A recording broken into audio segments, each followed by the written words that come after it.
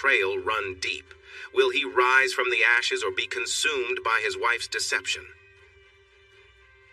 Chris Dumas was caught off guard by Anne-Marie's blunt words that, while she still cared for him, she simply wasn't in love with him anymore. "I think we need to take a break," she said. "Just some space. Why don't you move into the guest room for now?" 18 years of marriage seemed to vanish with that one sentence. Feeling lost, he agreed to the change.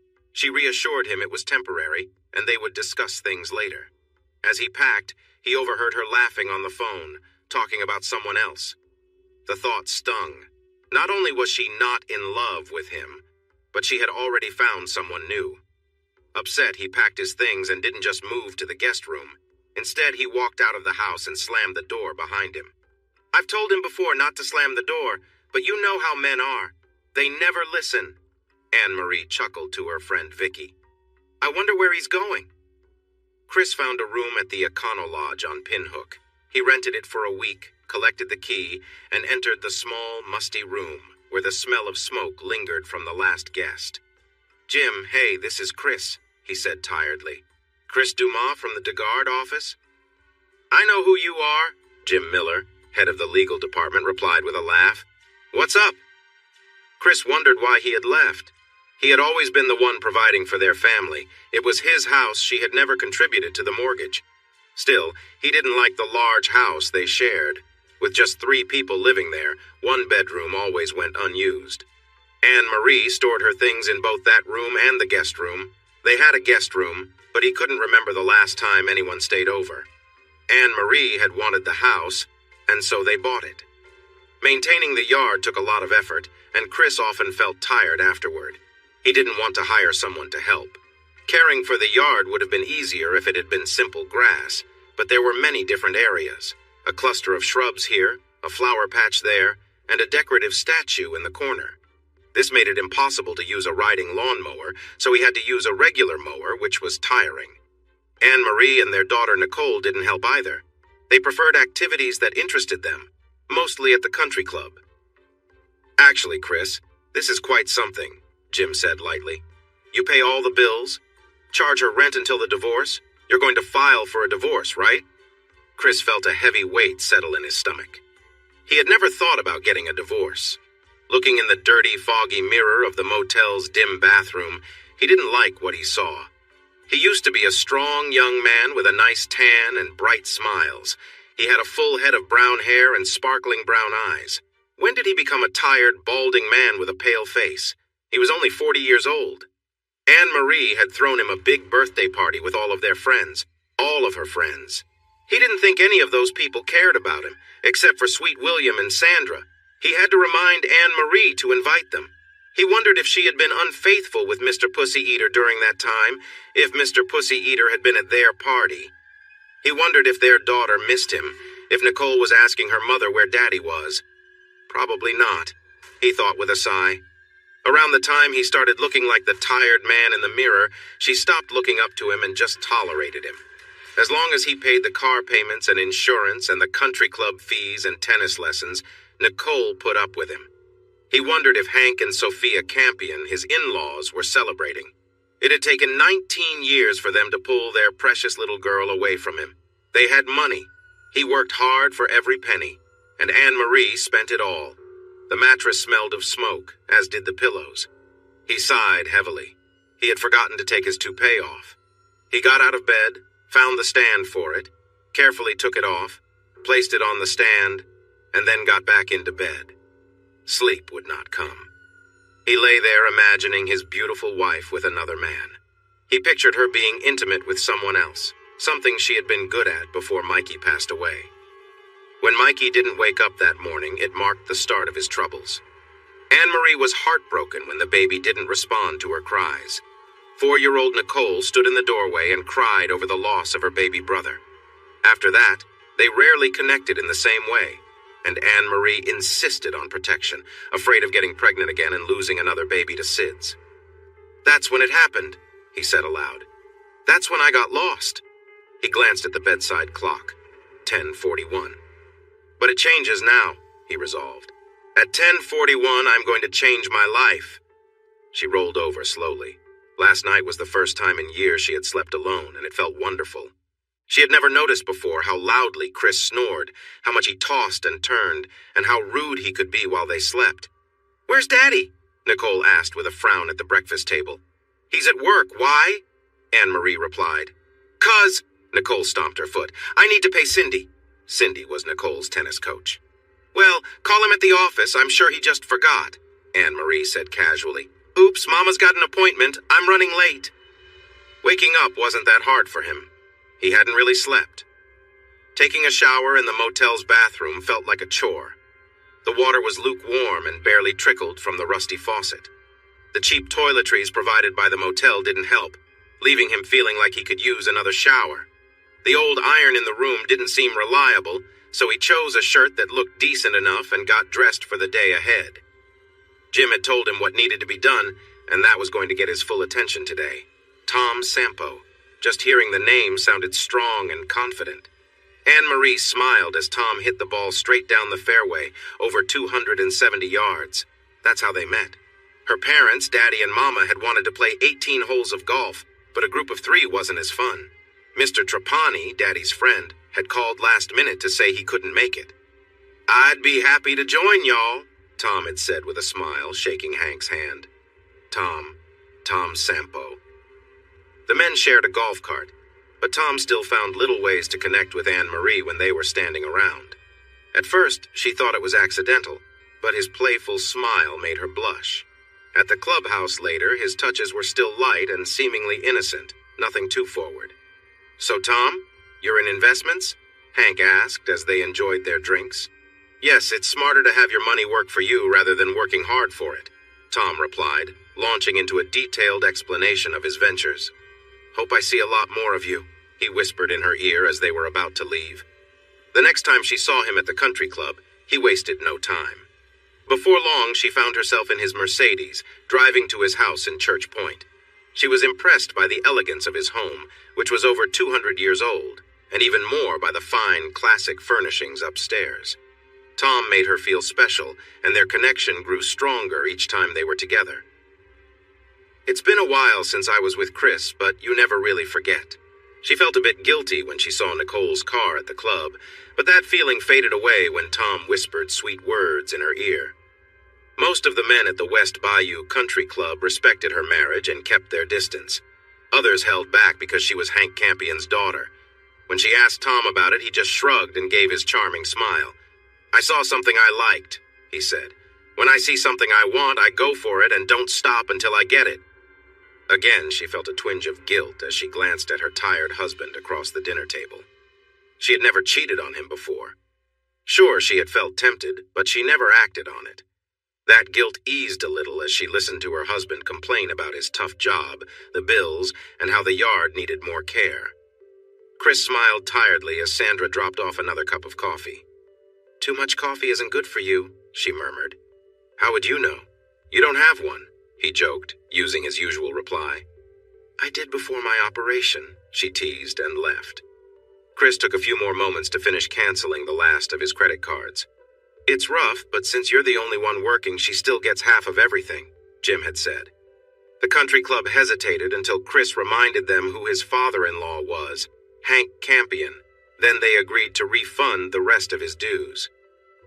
"That little troublemaker," Hank fumed when Tim Vallot, the country club president, called to inform him about the cancellation.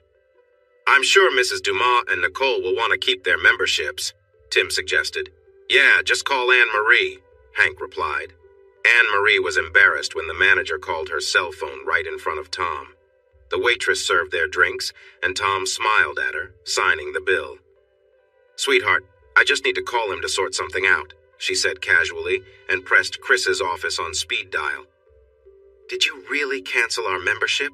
she whispered, turning slightly away from Tom. "Didn't see a point in keeping it," he said casually. "I don't use it, so why should I pay? If you want to use it, you pay for it or ask your dad to." "But what about Nicole?" she asked, barely containing her frustration. "Hey, you know what? She's a student. She can use your membership." "You will regret this," she said into the phone, even more upset when he laughed and hung up.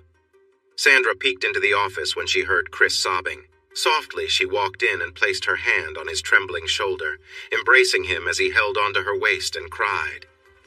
"Hey, is everything okay?" Tom asked, noticing the worried look on Anne-Marie's face at the registration table. "I'm sorry, Mrs. Dumas," the older woman replied politely as her American Express card was declined. "I don't get it," Anne-Marie said, confused. "Just put her and your daughter Nicole on my application," Tom generously offered. "Wait, I also need to pay Cindy," Anne-Marie said, realizing the extra cost. "Can I write you a check for her fees?"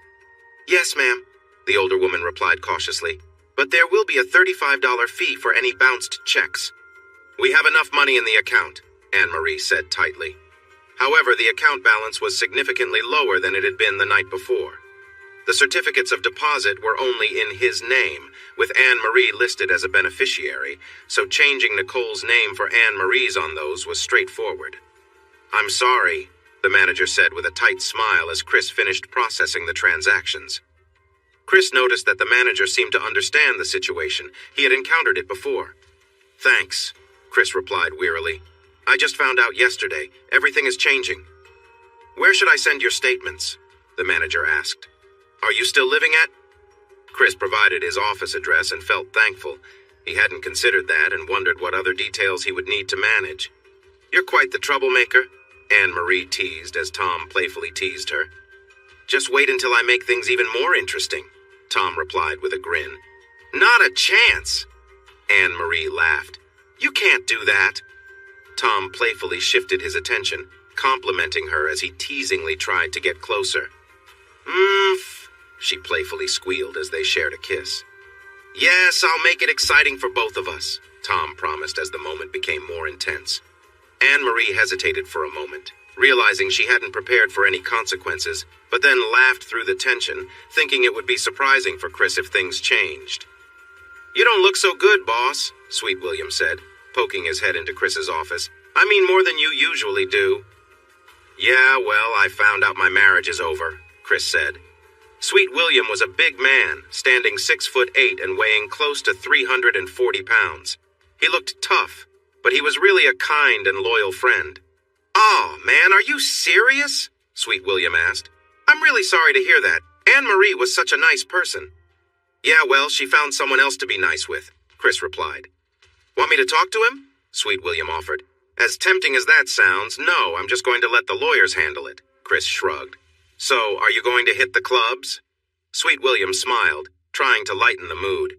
"Yeah, you think the ladies will be all over me?" Chris joked. Sweet William laughed. "Man, don't try to talk like that. You're not really like that," he chuckled.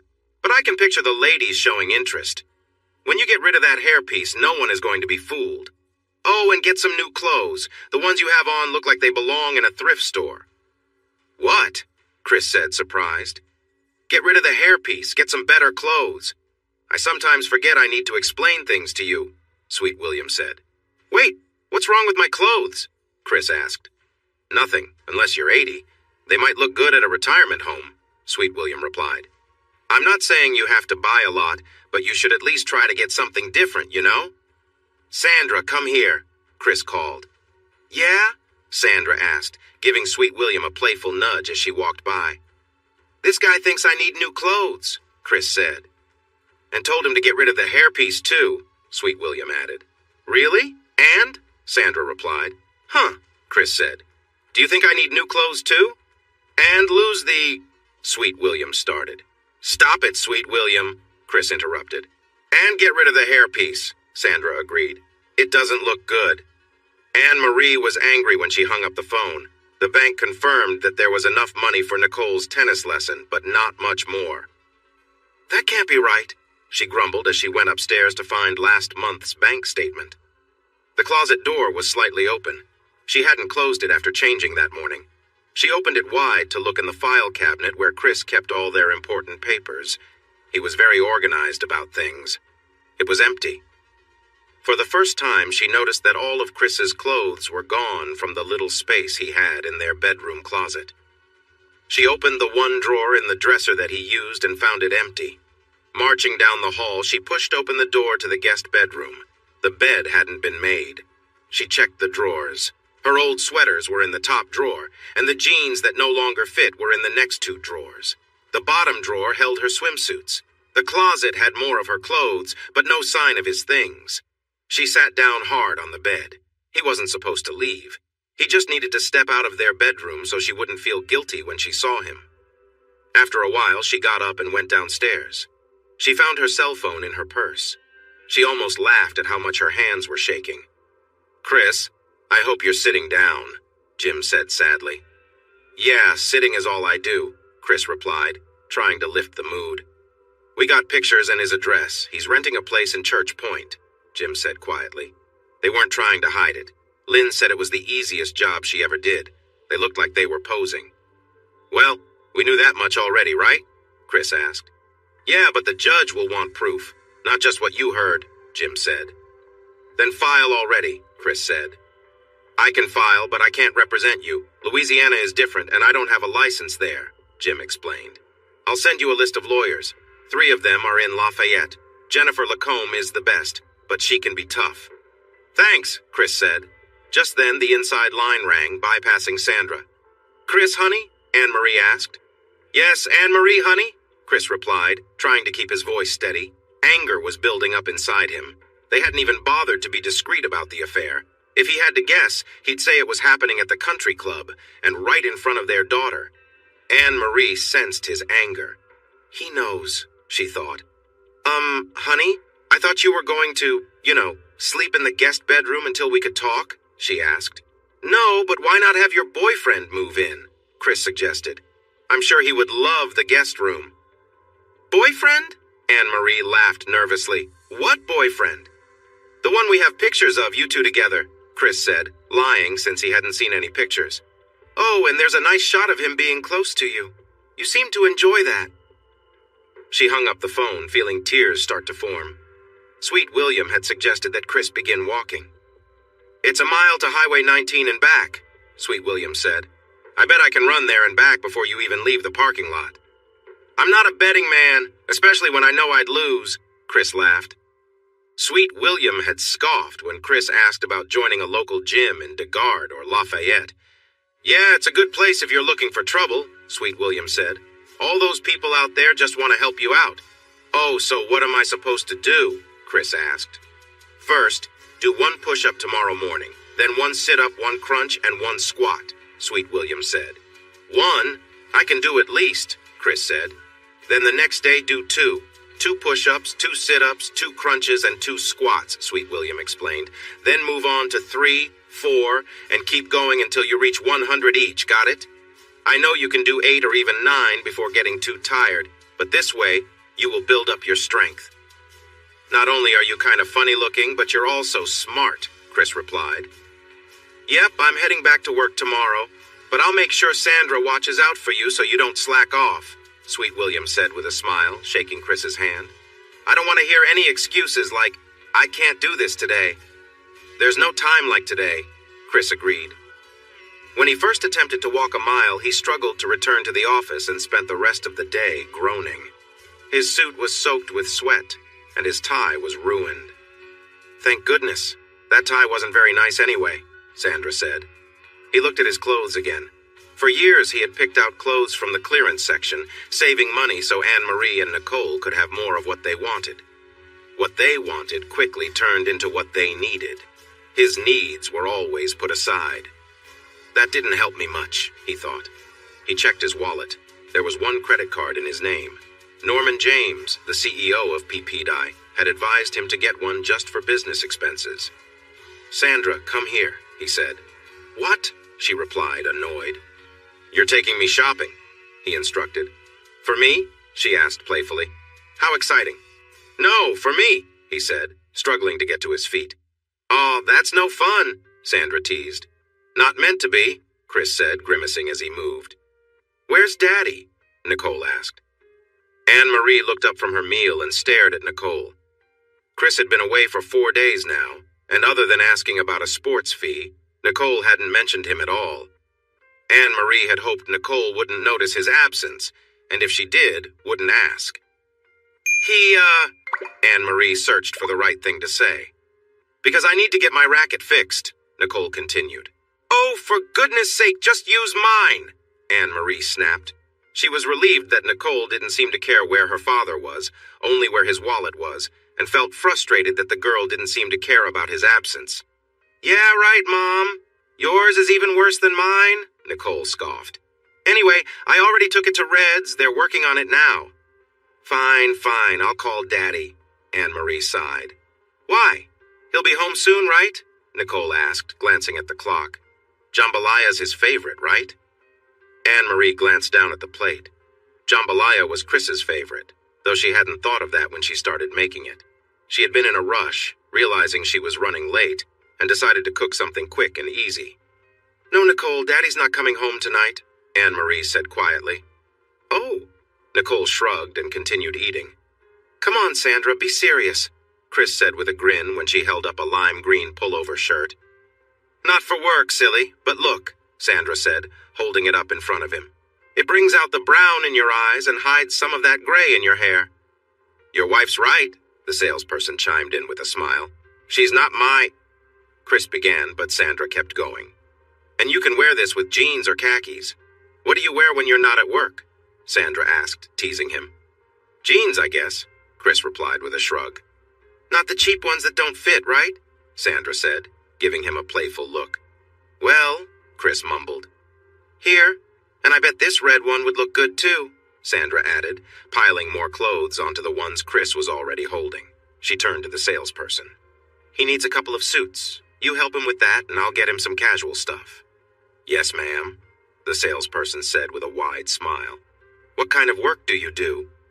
Division manager for Pilot Petroleum, Chris answered. The salesperson glanced at Chris's worn-out suit and scuffed shoes. Well, congratulations. When do you start? He asked, not knowing Chris's background. Over Sandra's laughter, Chris replied, 12 years ago. Now stop laughing, Sandra. Without saying where she was going or when she'd be back, Nicole walked past Anne-Marie and left the house. A moment later, Anne-Marie heard her car start up. It didn't sound quite right. She made a mental note to ask Chris to check on it. He hadn't been home in 4 days, and except for one phone call, she hadn't heard from him.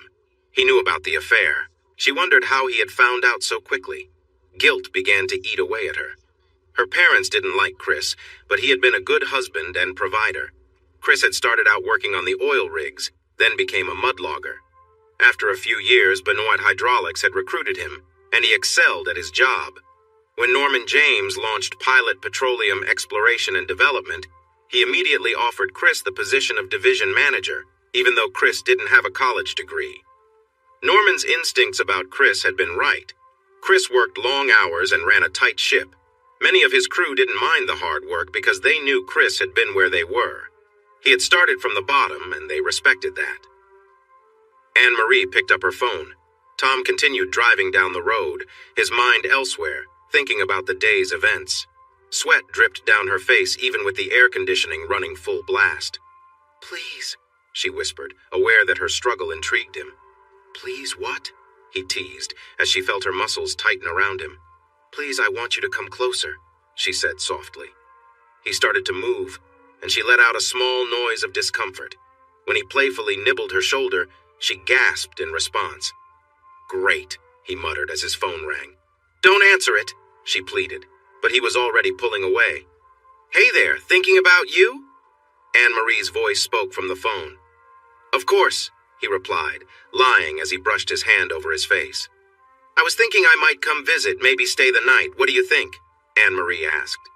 I'd love that, but the power's out, Tom said with a smile as Cindy knelt down beside him.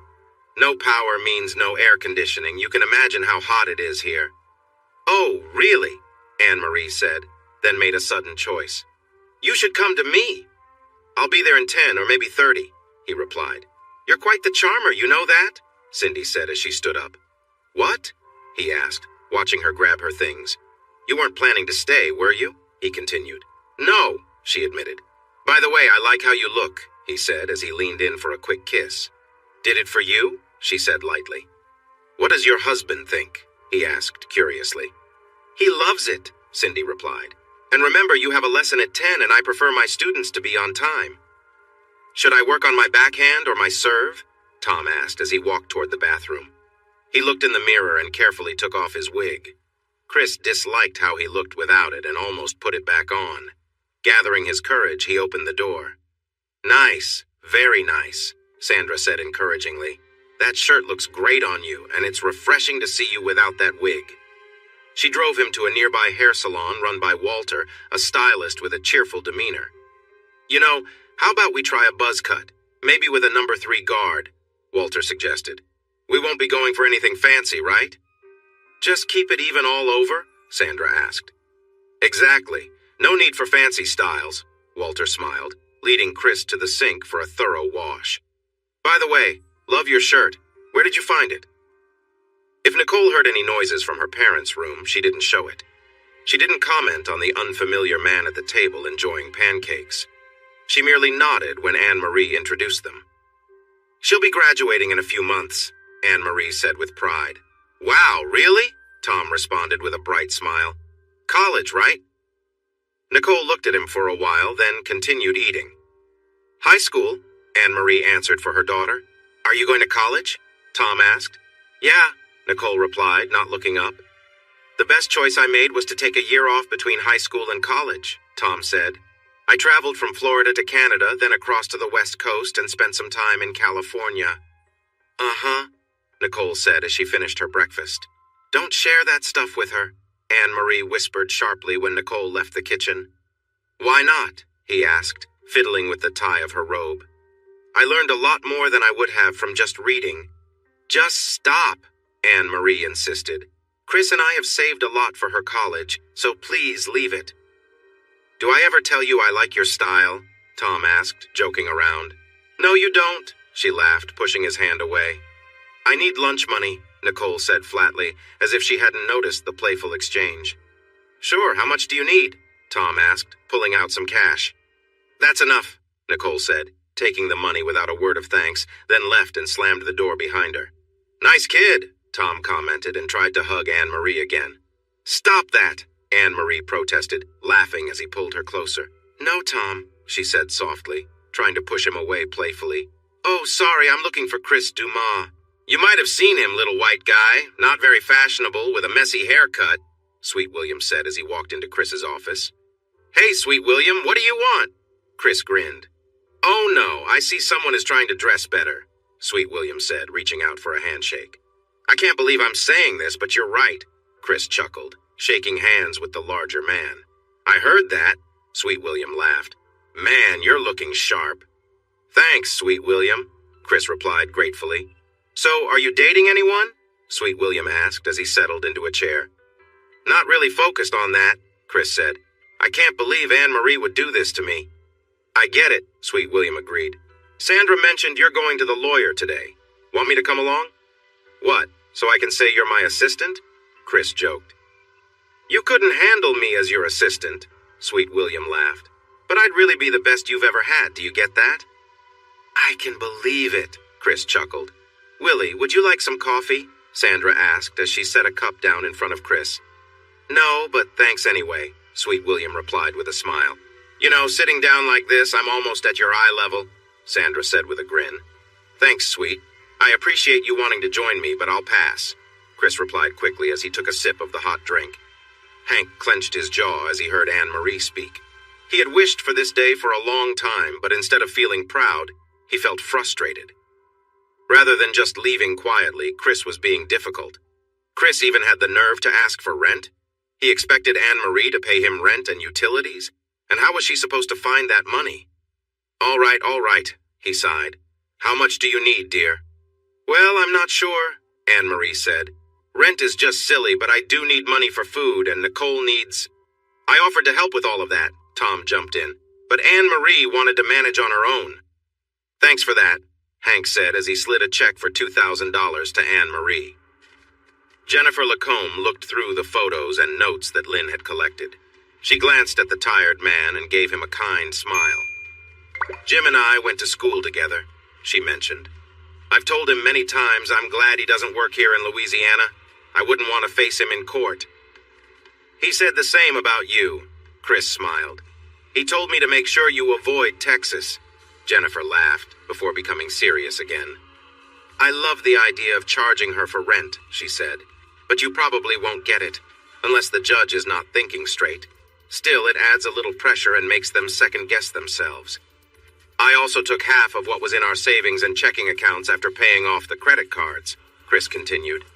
Got it, Jennifer agreed. I guess our next step is to file and have her officially served. It felt so awkward. A man came to the door, asked for her, and then handed her a stack of papers. You've been served, he simply stated before leaving. Nicole and Tom were there, watching her. Tom was very supportive, while Nicole paused for a moment, realized it wouldn't affect her either way, and then left the room. The candles were a nice touch. Usually their relationship was intense, but tonight was calm and gentle. He held her close while she cried, and eventually fell asleep. The next morning, he helped her find a good divorce lawyer and drove her to the lawyer's office. He was her support during this tough time, her source of strength. And her father agreed to pay the lawyer's $5,000 fee. When Nicole showed up at the courthouse, his hopes about his role in her life were shattered. Dad, you're being such a jerk, she said, tossing her mother's wedding ring into his hand. He had asked for the ring in the divorce settlement. It had belonged to his mother, just like it had belonged to her mother before her. It seemed that Anne Marie had no trouble replacing the small ring, judging by the bigger one she now wore. Nicole had been wearing his mother's ring on her pinky finger. He remembered a time when their mothers almost fought at the wedding because Sophia Campion made a rude remark about the ring Chris had given Anne Marie. To others, that ring might not hold any value, but it meant a great deal to Chris. It was a piece of his family's history. He had lost almost his entire family in Hurricane Andrew in 1992, including his parents. He missed them deeply, but felt a strange relief that they didn't have to see how spoiled and selfish their granddaughter had grown. When he didn't receive an invitation to her high school graduation or party, it felt like ice was building up around his heart. When his card was returned with a note saying, "You can't buy my love," the ice turned solid. Watching her flirt with Tom Sampo, giving him those starry-eyed looks and then calling out, "Dad, you're being such a jerk," made the ice even harder. Chris didn't feel happy or sad when he heard the news. He just didn't care. He wasn't moved by the photos of Anne Marie and Tom Sampo's wedding in the Daily Advertiser. Again, he just didn't care. The fact that Hank had rented the country club for the wedding and spent $8,000 on a baby blue dress meant nothing to him. He flipped through the rest of the headlines and then read about a new coach for the University of Louisiana at Lafayette. He might actually win a game or two, he said to himself. So when Sandra told him that Tom Sampo had vanished with all of Anne Marie's money and her parents' money, along with a good chunk of Frank Trapani's money, he still didn't care. Hearing that Anne Marie had taken out a second mortgage on the house he disliked and was at risk of losing it didn't affect him either. When he found out that Anne Marie's car and Nicole's car had been taken back because Tom hadn't made any payments on them, he just shrugged. It felt to him like hearing someone say they had stepped on a couple of bugs. It didn't matter at all to him. The fact that Tom had left Anne Marie when she was 8 months pregnant didn't even make him feel any happiness. "Huh," was all he said before going back to looking at the documents that Justin James had sent him. "I'm sorry, sir," the gate attendant said with a nervous smile. "This ticket is not valid." "I'll go to the counter to fix this." Tom smiled at Cindy and gave her a playful pat. "I'll be right back." "Please hurry," she said. "They board in 10 minutes. "Don't worry," he said with a smile as he walked away. "Idiot," he chuckled to himself as he went to Gate 12C to catch his flight to France. Tom didn't think about the tennis instructor or the baby she was expecting as he settled into the comfortable seat in first class. He didn't think about Anne Marie or her daughter Nicole, even though he had told the 18-year-old girl that he married her mother just to be near her. He didn't think about Hank Campion either, who had asked him to call him Dad. He flashed a charming smile at the flight attendant and asked in smooth French when they would serve drinks. Sophia had a serious stroke after Hank revealed that Tom Sampo had been tricking them and had taken away their savings. Any money Hank had saved was now going to the growing hospital bills. Once she was stable, Sophia was moved to UMC, the charity hospital in Lafayette. "Chris," Anne Marie whispered to her father while they waited in the hallway of the hospital. "Chris might be able to help." "You've got to be joking," Hank responded sharply. "Why would he help us now after everything we've done?" "He's still Nicole's father," Anne Marie said. "Could you go see him? I'm too embarrassed. Huh, I never thought of that, Chris said when Sherry Lambert pointed out a fourplex on the edge of DeGard in Bender, Louisiana. He quickly grew tired of the Econo Lodge and rented a loft apartment behind the office depot on Johnson Street.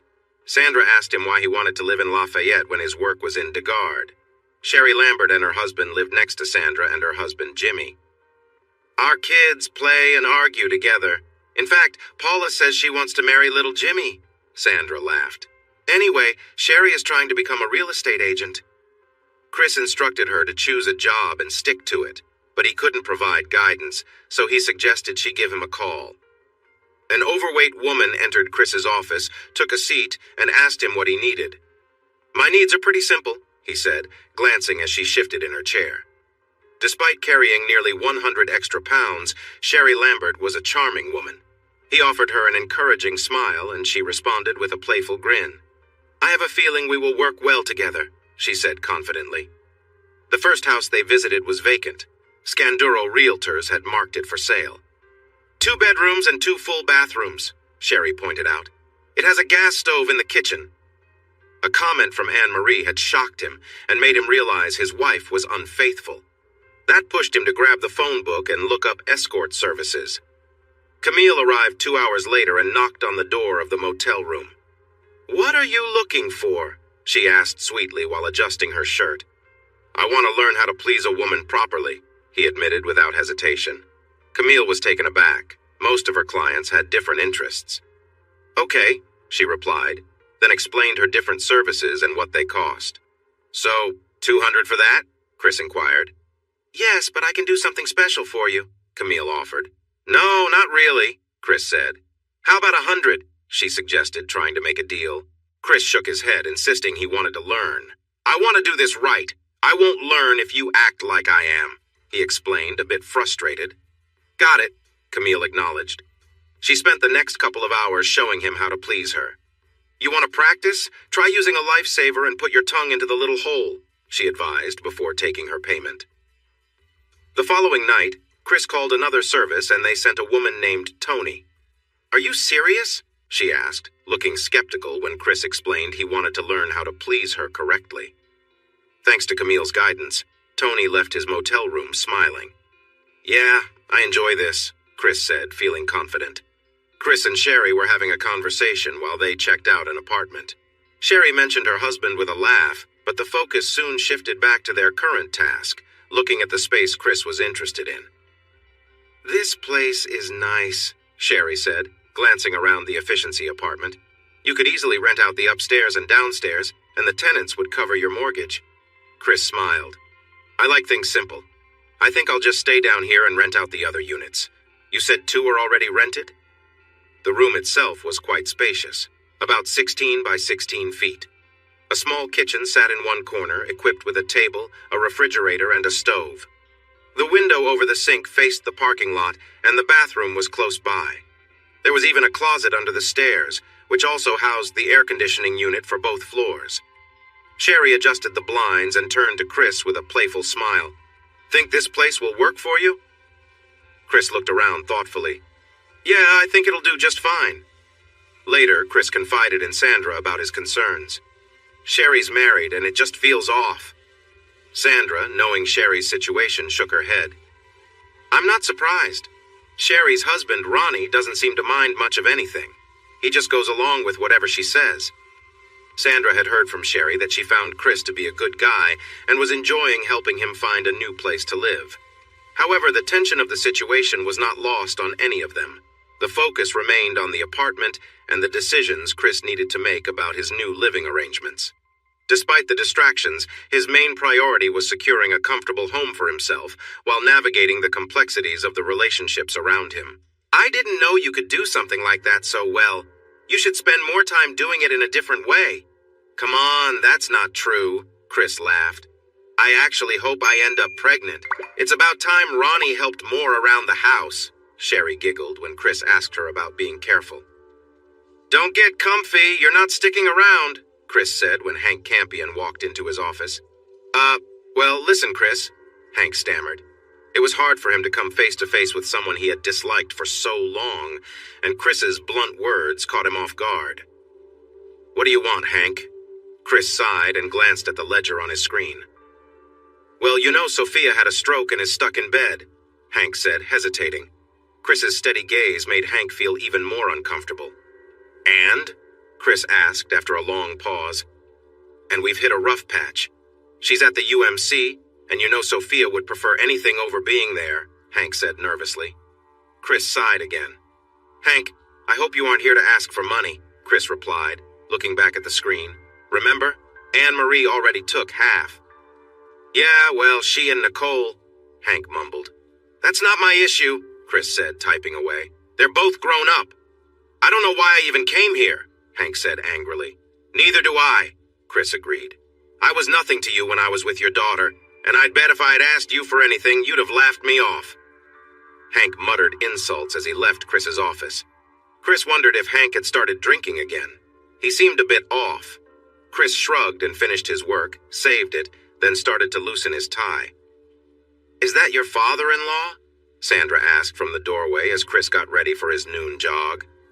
No, he's nobody important, Chris replied, stretching. Sandra watched, somewhat amused.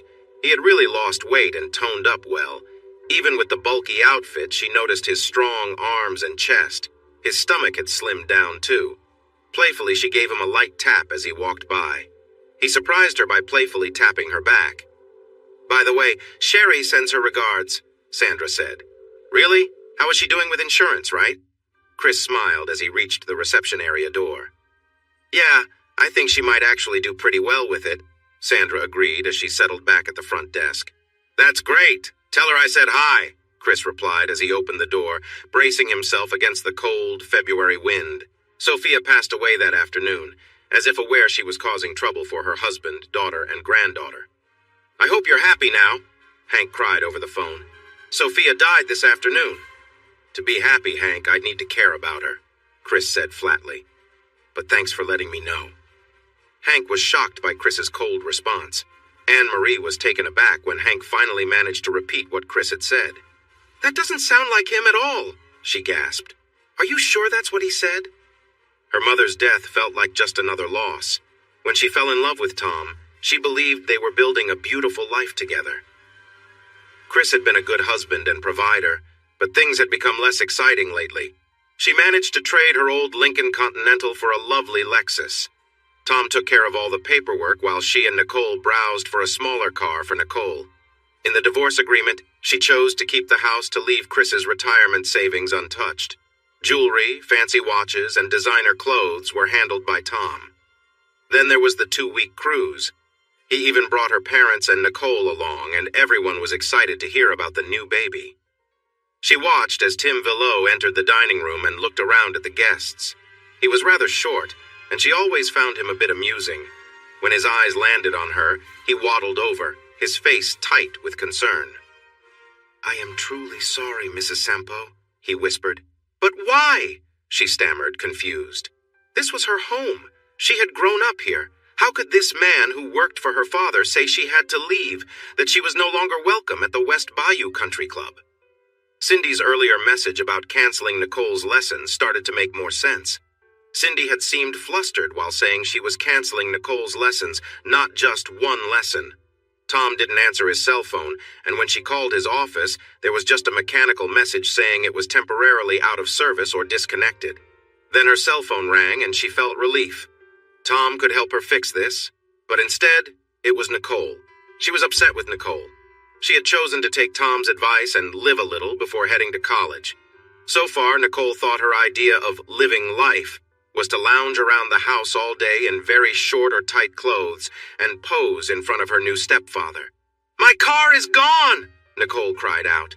What? Anne-Marie yelled back. Are you sure? Where are you? What happened? I went in to buy some new shoes. Mine were looking bad. When I came back, it was gone. Nicole was now in tears. Then why are you calling me? Call the police, Anne-Marie shouted into the phone. Don't yell at me, Nicole cried even more. Anne-Marie found out where Nicole was, told her to call the police, and said she would be there as soon as possible. Come on, Tom, please answer, Anne-Marie whispered into the phone. But again, she got his annoying voicemail. When the police arrived, Anne-Marie frowned. Nicole was wearing the shorts she had asked the girl to throw away. They were inappropriate. The police officer was trying not to stare, as Nicole's top was too small, too. "Yes, ma'am. It seems Giles took it back," another officer said. "Took it back? What?" Anne-Marie gasped in disbelief. "Are you sure?" "Yes, ma'am. We checked the vehicle identification number, and that's when they told us it was on their lot," Officer Ray Holloway explained. "This is absurd," Anne-Marie said, pulling Nicole into the car. "Nicole, why are you dressed like that?" Anne-Marie said sharply as they drove to the car lot. "What?" Nicole shouted back. "I was just going to get shoes. I didn't think I needed to dress up." "Thank you, Mrs. Sampo. I see you got my message." John Hargroder smiled as Anne-Marie rushed into the sales office, Nicole following her. "Thank you for bringing your car in. I hope you took your things out of it?" Anne-Marie had to sit down. John was polite to both of them, but showed no sympathy. A quick look at her bank account revealed she didn't have enough to pay the back rent. "But that can't be," Anne-Marie said, looking pale. "We just did a second mortgage, and this is absurd. Let me talk to someone." The manager was very sorry, but there was nothing he could do.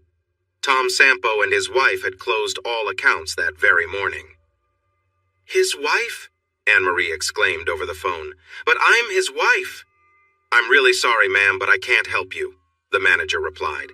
"The accounts were only in his name or yours, if they were both in your name." As a last option, she paused for a moment and remembered that Nicole didn't seem to have any plans to use her college fund. She and Chris had carefully planned and put almost every extra penny into the college fund. When Mikey was born, Chris had asked for a raise at work, and he put every bit of that extra money into a college fund for his child. After Mikey passed away, $200 from that fund was moved to Nicole's account. Now, that account had nearly $29,000 in it. Chris was very careful with money and often made sacrifices to ensure a secure future for his child. The manager showed understanding, but Nicole had taken that money out with Tom's help last month. Nicole felt small under her mother's anger. "So that's it," Anne-Marie said softly as she put down the phone. Everything seemed to be falling apart. Her mother's passing felt like just another piece in a long line of troubles. The funeral for Sophia was a respectful event, fitting for someone with her reputation. Thankfully, Hank and Sophia had already arranged for their funeral expenses, and Tom hadn't managed to get either of their life insurance policies. Anne-Marie touched the flowers. Chris was kind to send something like that.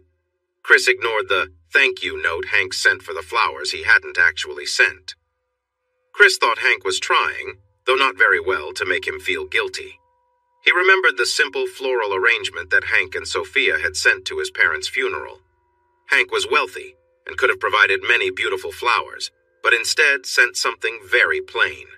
Chris had held back his frustration and sent a thank you note. He didn't expect a reply, and none came. He tossed Hank's note into the trash and continued to go through the mail that Sandra had left on his desk. Nicole felt relieved. Her period had started.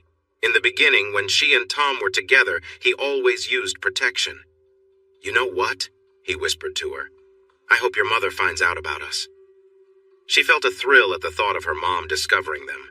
But now she understood Tom didn't truly care for her or her mother. He had only used them. She tidied herself up and left the bathroom. Her mother looked tired and worn out. Anne-Marie glanced at Nicole as she entered the room and tried to smile. Then, suddenly, she gasped in pain. Father and daughter offered comfort to Anne-Marie as they drove to the hospital. UMC was the hospital where her mother had passed away. She had hoped to give birth at Women's and Children's Hospital, the same place where Nicole and Mikey arrived into the world, and Tom had promised to take her there. But when he left her, after his lies became clear, she decided to sell the jewelry he had given her. The 2.5-carat ring turned out to be just glass. The metal wasn't even real gold. She found out when she brought it to the jeweler who had provided the box it came in. "Yes, we sell those boxes often," the man said with a kind smile. "But that ring isn't ours. It's not genuine gold."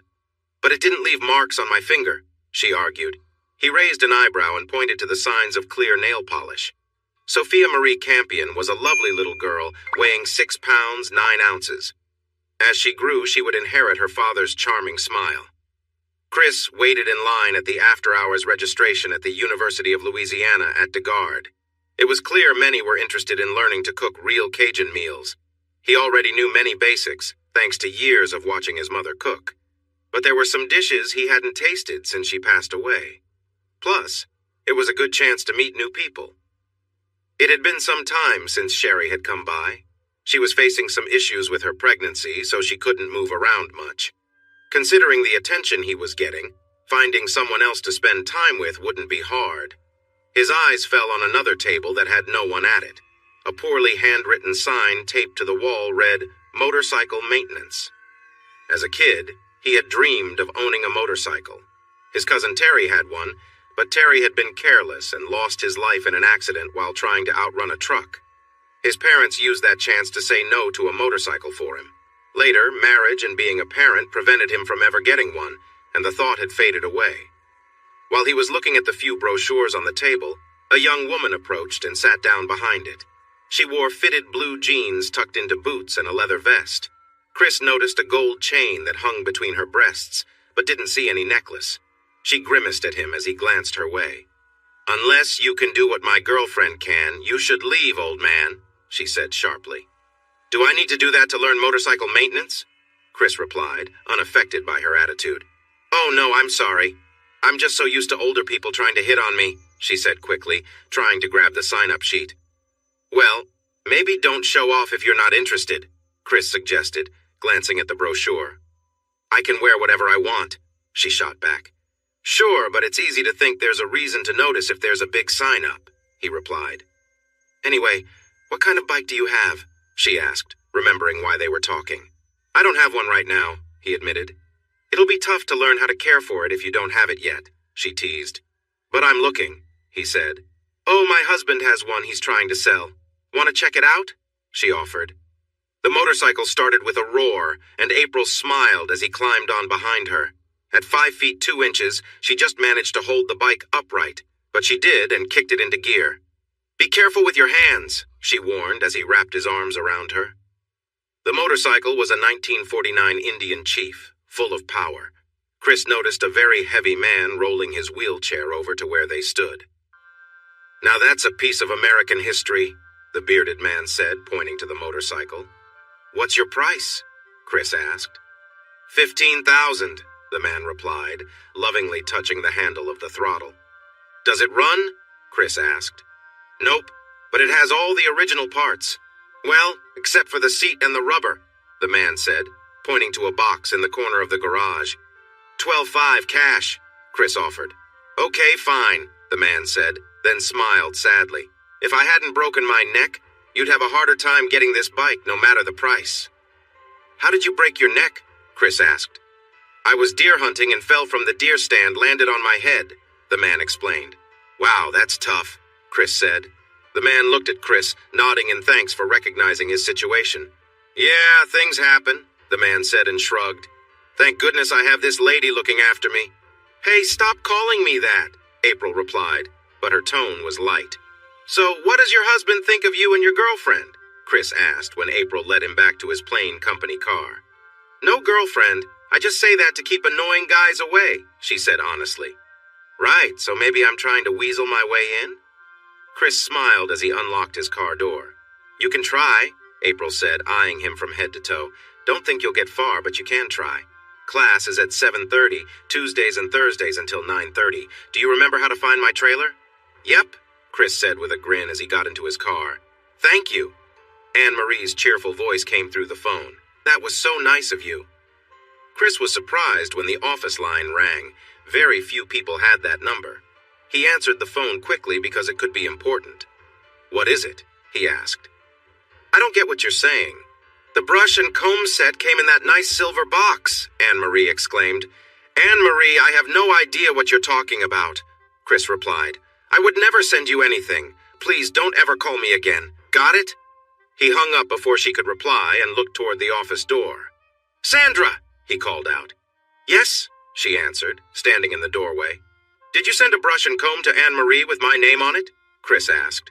Sandra saw the stern look on his face and realized she may have made a mistake, but she knew it was better to be honest with him. "Yes, I did. It was for her baby. I thought you'd want to do something nice for her. She was your wife for almost 19 years, Chris. Sandra said. Was my wife, Chris said, barely containing his anger. Sandra, don't ever do that again, do you understand? Yes, sir, Sandra replied softly, scared for the first time in her 13 years working with Chris Dumas. Nicole didn't look at her mother. Tears were common in their shared apartment. If Sophia wasn't crying for a bottle, needing a diaper change, or wanting to be held, Anne-Marie would be crying. Anne-Marie's tears often came from being tired. Sophia kept her up day and night and sometimes from feeling sorry for herself. Her phone beeped and she smiled. It was Zach. She had met him at the hospital while he was doing community service. Hey, are you one of the moms? He asked, noticing her figure. No, she laughed.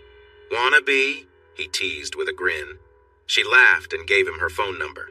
Can't you stay in just one night? Anne-Marie pleaded as Nicole quickly fixed her hair and headed for the door. Nicole didn't answer. She just shut the door behind her, not thinking about the baby who was finally sleeping. Luckily, the door didn't wake the sleeping infant. Chris and April worked on the motorcycle, boring out the piston chambers. After spending all day staring at a computer screen and looking at data, he enjoyed the practical work much more. April was the instructor, but Jimbo often gave the real instructions. April would run inside to ask him a question and then return to tell Chris what to do next. From time to time, Jimbo would squeeze into his small wheelchair and roll outside to watch the work on his favorite motorcycle. While it was being fixed, Chris was using Jimbo's Harley. No way I'm selling it. April keeps saying she wants it, Jimbo chuckled when Chris asked about buying it. Come on, Jimbo, that bike is bigger than she is, Chris laughed. Yeah, but she believes that someday she'll ride it herself, Jimbo replied. Come on, Jimbo, April said as she pointed to a part of the bike for Chris. Hey, old man, did you forget something? Oops, Chris said and tightened a bolt again. And stop calling me that. Okay, put gas in the tank and give it a try, April grinned. Chris held his breath as he positioned himself to kick-start it. He smiled wide when the engine coughed and then roared to life. Awesome, he shouted as he shifted into first gear.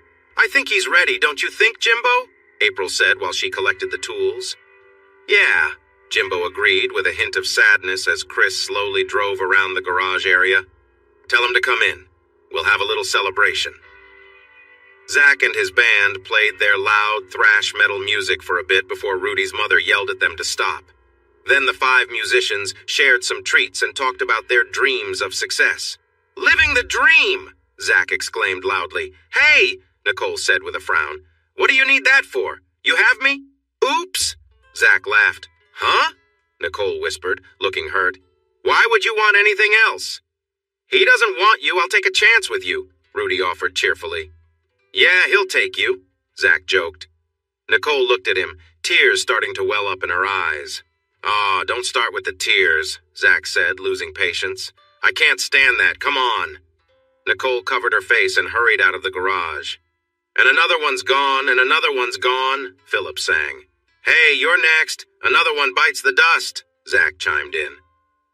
Forgetful of Rudy's mother's warning, they began singing loudly a silly version of a popular song. Thanks again, Chris said as he shook Jimbo's hand warmly. Uh-huh, I think April wants to see you, Jimbo mentioned. Chris looked around the messy living room but didn't see her. He peeked into the equally cluttered kitchen. I think she's outside, Jimbo said softly as he slowly wheeled himself toward the doorway. She smiled when he came near his motorcycle. Jimbo said you wanted to see me, he said. No, just wanted a ride, she said with a smile. Chris and April were talking as they prepared to leave. April hopped on the back of the bike, holding on tightly to Chris. Where are we going? Chris asked.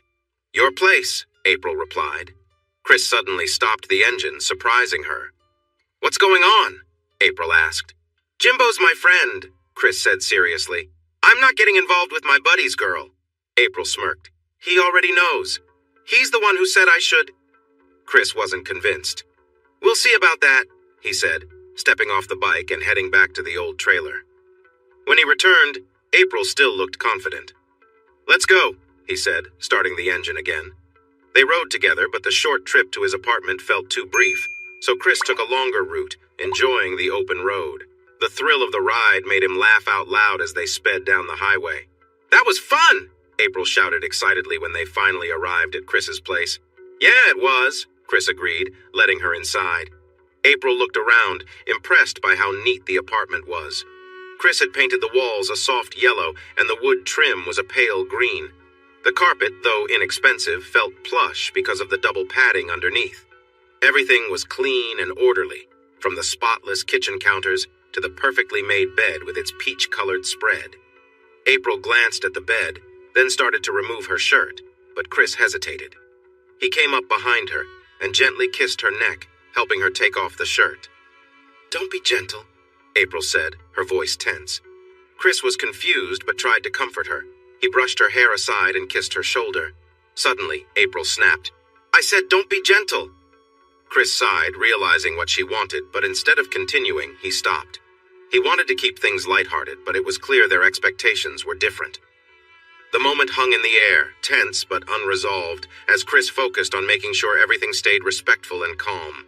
Chris moved toward her, his face tense with frustration. "Do what I say and don't try anything," he warned, his voice low. She nervously complied, though her mind raced. He was rough, his movements aggressive. She flinched at his touch but forced herself to remain calm, not wanting to provoke him further. The atmosphere in the room was heavy with tension, and her discomfort was clear, though she tried to hide it. Chris continued without showing any gentleness, his demeanor cold. He seemed focused on exerting control, oblivious to her resistance. As the situation escalated, April's protests grew louder, her discomfort turning into anger. "Stop! I don't like that!" she yelled, pushing back against his actions. But Chris ignored her, continuing to assert dominance, leaving her feeling trapped and powerless. She was overwhelmed, tears brimming in her eyes, but she fought to stay composed, not wanting to give him the satisfaction of seeing her break. Eventually, when things slowed down, she caught her breath, her body tense. She asked him to change things, to let her take some control. "Let me do this my way," she requested, hoping for a shift in the power dynamic. But Chris refused. "No way," he said flatly, and continued his aggressive approach. The encounter was draining, emotionally and physically, but April fought through it, waiting for the moment it would finally be over. When it ended, she started to move, but Chris grabbed her again, preventing her from leaving. She protested angrily, but he remained insistent, ignoring her words. The intensity of the moment had left her exhausted, but she was still defiant. Despite everything, she wanted out of the situation. Finally, as she struggled to regain her composure, the room fell silent. Chris seemed to calm down slightly, but the air remained thick with the weight of what had just happened. She looked at him, her body tense, unsure of what would come next. After a long pause, Chris lay beside her, his mood shifting. "So let me ask you something," he said, as if trying to casually move past the intensity of what had just unfolded. "You keep saying no, so how am I supposed to know if you really mean it?" "You would know," April replied, showing a big knife and pressing it against his throat. "Got it? You would know." Zach was in his favorite car, a 1978 Z28 Camaro. He had Metallica blasting as loud as it could go. He laughed as he noticed other drivers looking annoyed at him. He parked in the back lot of the Acadiana Mall and lit a cigarette. Suddenly, the driver's window broke and Zach coughed on the smoke. A tall man reached in, turned off the music, and pulled Zach out of the car by his long red hair. "Hey, I heard you like hurting little girls," the masked man said. "Well, I like teaching punks a lesson. Looks like it's your lucky day."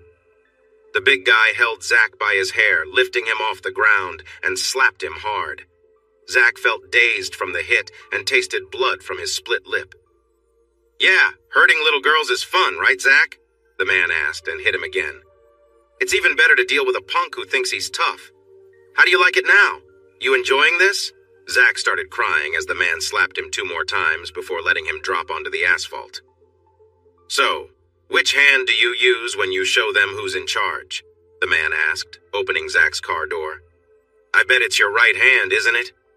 Zach screamed in pain as the man slammed his hand in the car door.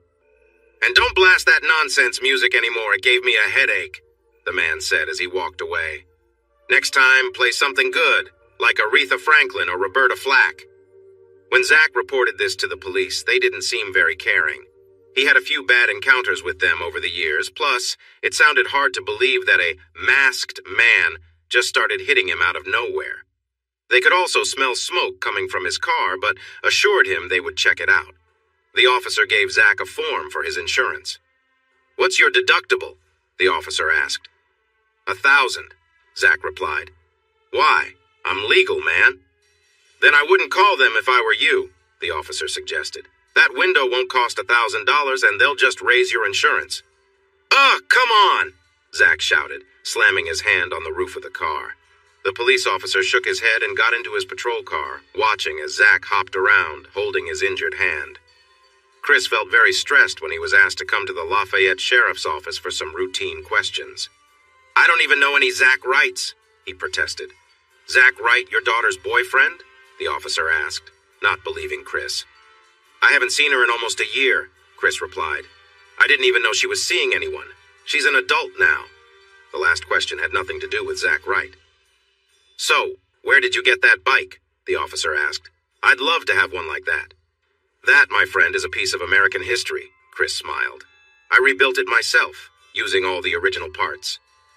"That's amazing," the officer said, looking at the bike with envy as Chris kicked it to start. "Do you think you could help out around here for once?" Anne-Marie shouted at Nicole. "Mom, I think I might be pregnant," Nicole said, starting to cry. "Oh, no!" Anne-Marie shouted. "That's just great!" Mother and daughter sat at the small kitchen table and made their plans. They didn't even talk about abortion. It was not an option for them. In the end, they decided Nicole would stay home to take care of her sister, while Anne-Marie looked for a job. Mr. Trapani, Hank's old friend, had mentioned that Anne-Marie would be great for the receptionist position. "And I mean really take care of her," Anne-Marie said firmly. "I don't just mean giving her a bottle and walking away. You have to be there for her." Okay, Nicole said, sounding upset. "Hello?" Chris said, trying to keep his frustration in check. It had been a tough day. First, the neighbor in apartment 4 told him he was moving out at the end of the month to an assisted living facility near his daughter in Jackson, Mississippi. Then, as he had on other days, he thought he saw April on her BMW, but she was gone when he looked. After that, he was asked to come to the Lafayette Sheriff's Office, where they reminded him of a daughter he had tried to forget. There was also a lot of work that David, his vice president, had left undone, and Norman James wanted it finished by the end of the day. Now, his ex-wife was trying to reach him. She had called the main line twice, but Sandra didn't let her through. "I know you don't want to talk to me," Anne-Marie said, angry as well. "I'm just letting you know your daughter is going to have a baby." "Well, that's not my issue," Chris replied. "She's grown up now." Anne-Marie held back her anger as Chris ended the call. "What did Dad say?" Nicole asked as Anne-Marie walked by her. "You really don't want to know," Anne-Marie said sharply. "That's not my child," Zach answered immediately when Nicole called him to say she was pregnant. "Of course it is. Who else could it be?" she shouted. "I don't know who you've been seeing," he replied, pleased when she hung up the phone. Chris smiled as Sandra set a cup of coffee down on his desk. "I can stay if you'd like," she offered. "It's either I stay here with you or go home to watch all my kids and Sherry and Ronnie's kids." "How is Andrea?" Chris asked, taking a sip. "She's adorable," Sandra replied with a smile. "She'll be quite the charmer when she grows up." "Looks just like Ronnie, right?" Chris teased. "No, Chris, I don't think you're the father if that's what you want to hear," Sandra replied, a bit tense. "And I say, thank goodness?" Chris replied. "Sure, all men act tough until it gets serious," Sandra said. "You all think it's fun until there might be consequences." "Hey, I didn't chase after that," Chris defended himself. "And you didn't say no either, did you?" Sandra asked. "Touché," Chris admitted, bending over to check the sonar readings. Anne-Marie sat in the Cadillac Seville and cried. The car had belonged to her mother. Her dad had given it to her. Mr. Trapani didn't want a receptionist. He wanted something else. She felt uncomfortable from how he had treated her, and the things he had said felt very upsetting. She threw open the door and got sick on the dirty ground. Two options, she thought sadly. I can live like this or give up completely. She spotted her daughter's car seat in the mirror and set her mouth firmly. I won't live that way. I refuse, she decided and started the car. I finish in, the girl said excitedly, glancing at the big clock. Oh, just 10 more minutes. Will you be here? Of course, I'll just go home and grab my extra helmet. Chris smiled and pulled away from the McDonald's drive-thru. The friendly girl had joked about getting a ride when he came to pay for his meal.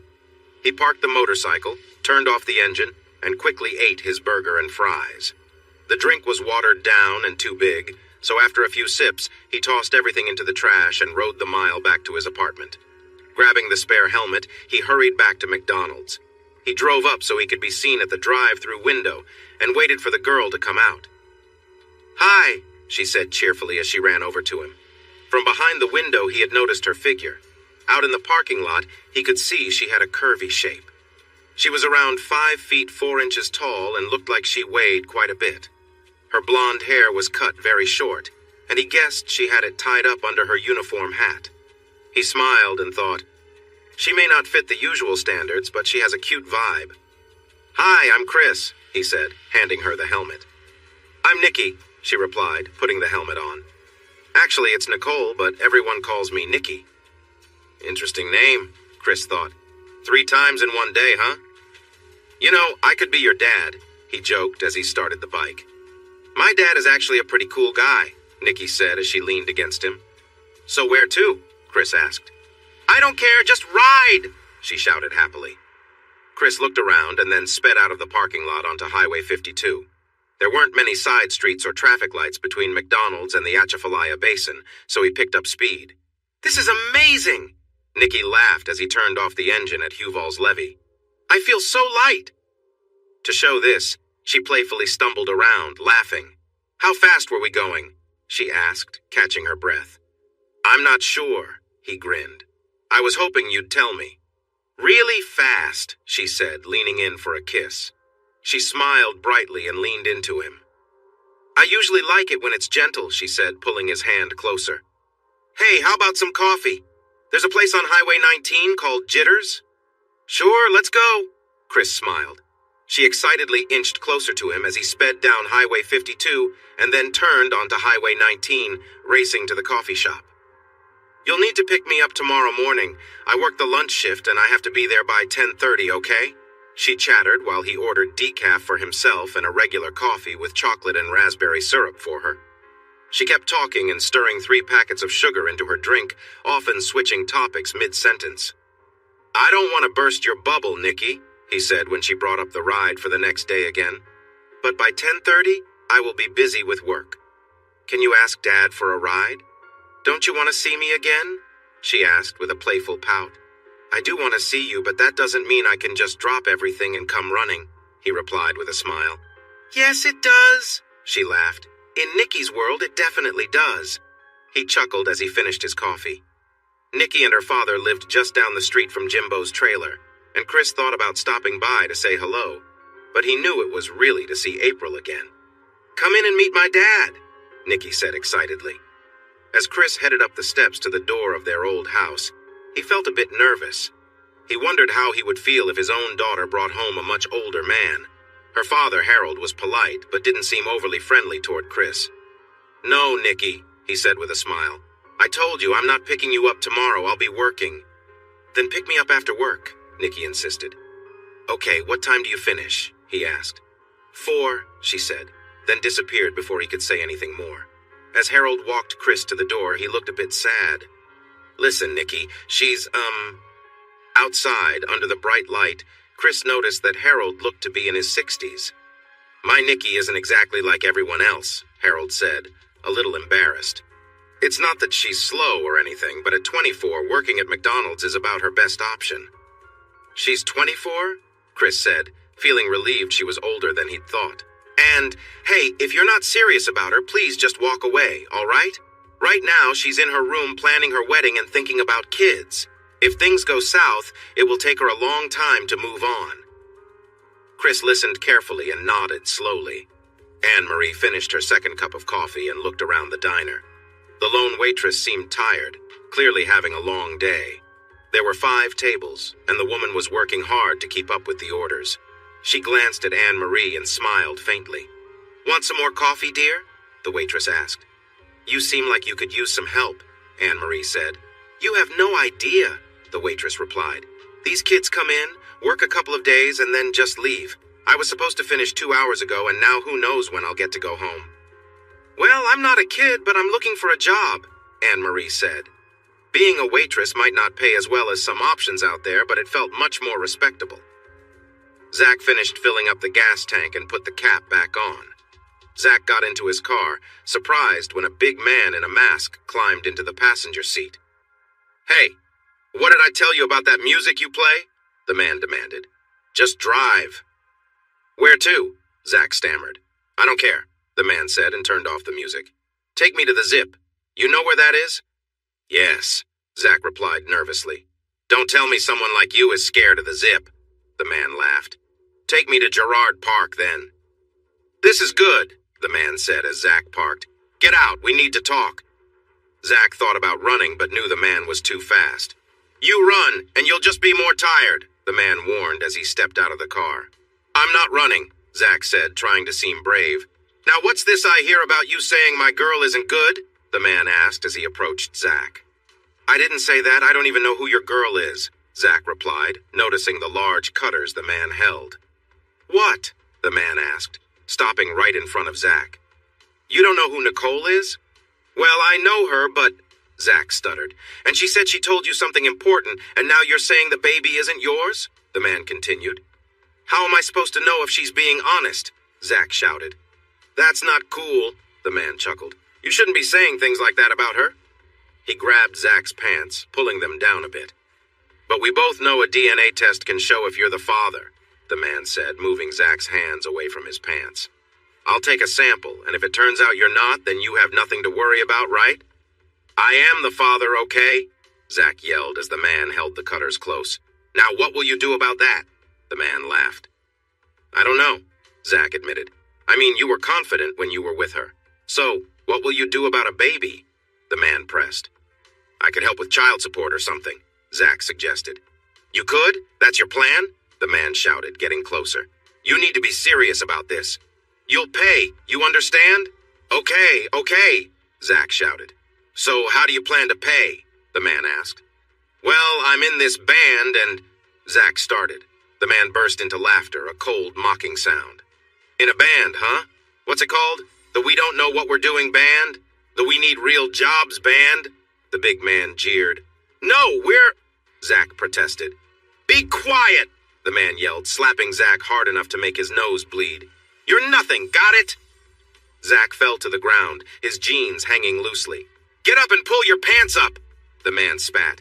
Why do you wear your pants like that? It looks silly and messy. Do you know where that style came from? Zach stood up, fighting back tears. It started in prison. Those guys wear their pants loose so you can tell they're not pretending to be tough. Are you like that, Zach? Are you pretending? The man said, his voice filled with disdain. No, Zach said, voice trembling. Then pull your pants up before I make you regret it, the man warned. Yes, sir, Zach mumbled. Good, I like that. Now listen closely. You're going to go to Petey and ask Nicole's dad for a job, the man instructed, pushing Zach in the chest with his finger. When you get your paycheck, you'll send Nicole some money. What seems fair to you? I don't know, maybe $50, Zach suggested.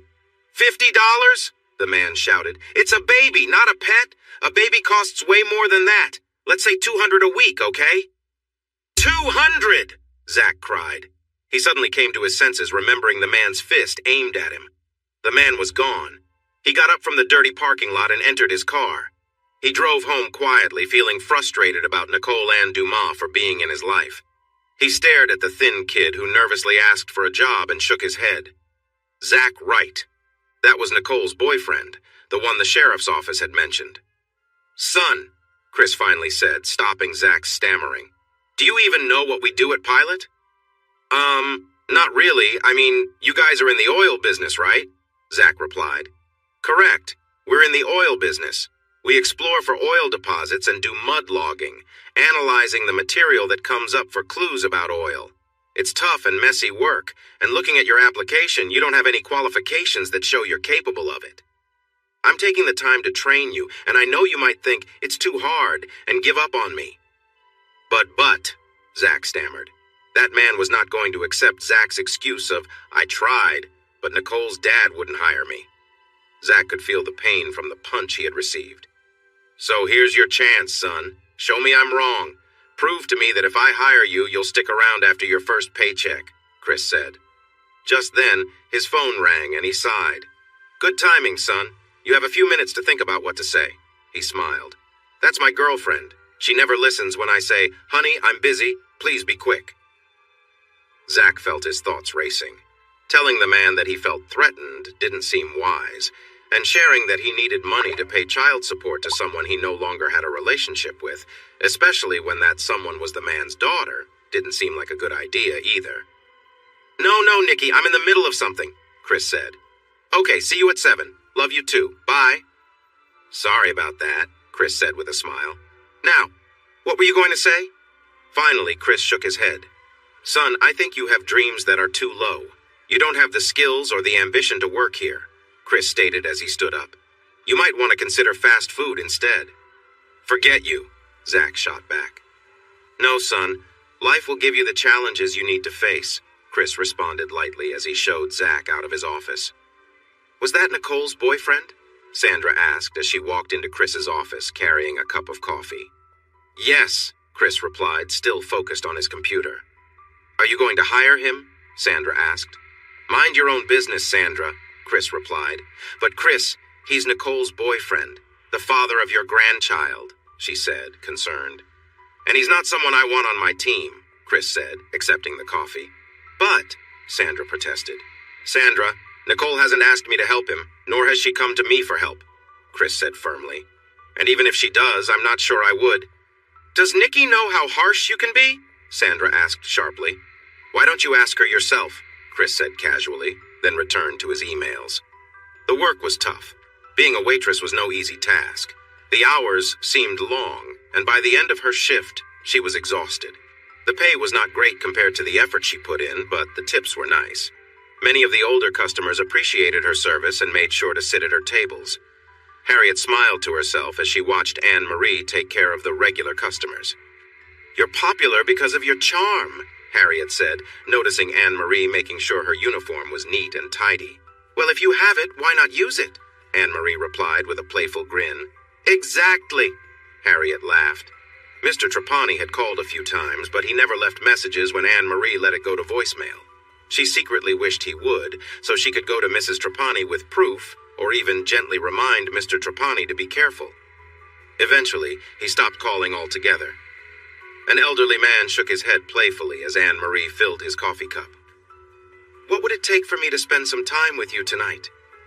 Not happening, Anne-Marie replied with a smile, pointing to his wedding ring. I don't get involved with married men. It doesn't mean anything to me, he insisted, trying to take off his ring. It means something to me, Anne-Marie said, her smile fading. I made that mistake once. It was a big regret. Nicole cheered for Sophia as she tried her best to stand up.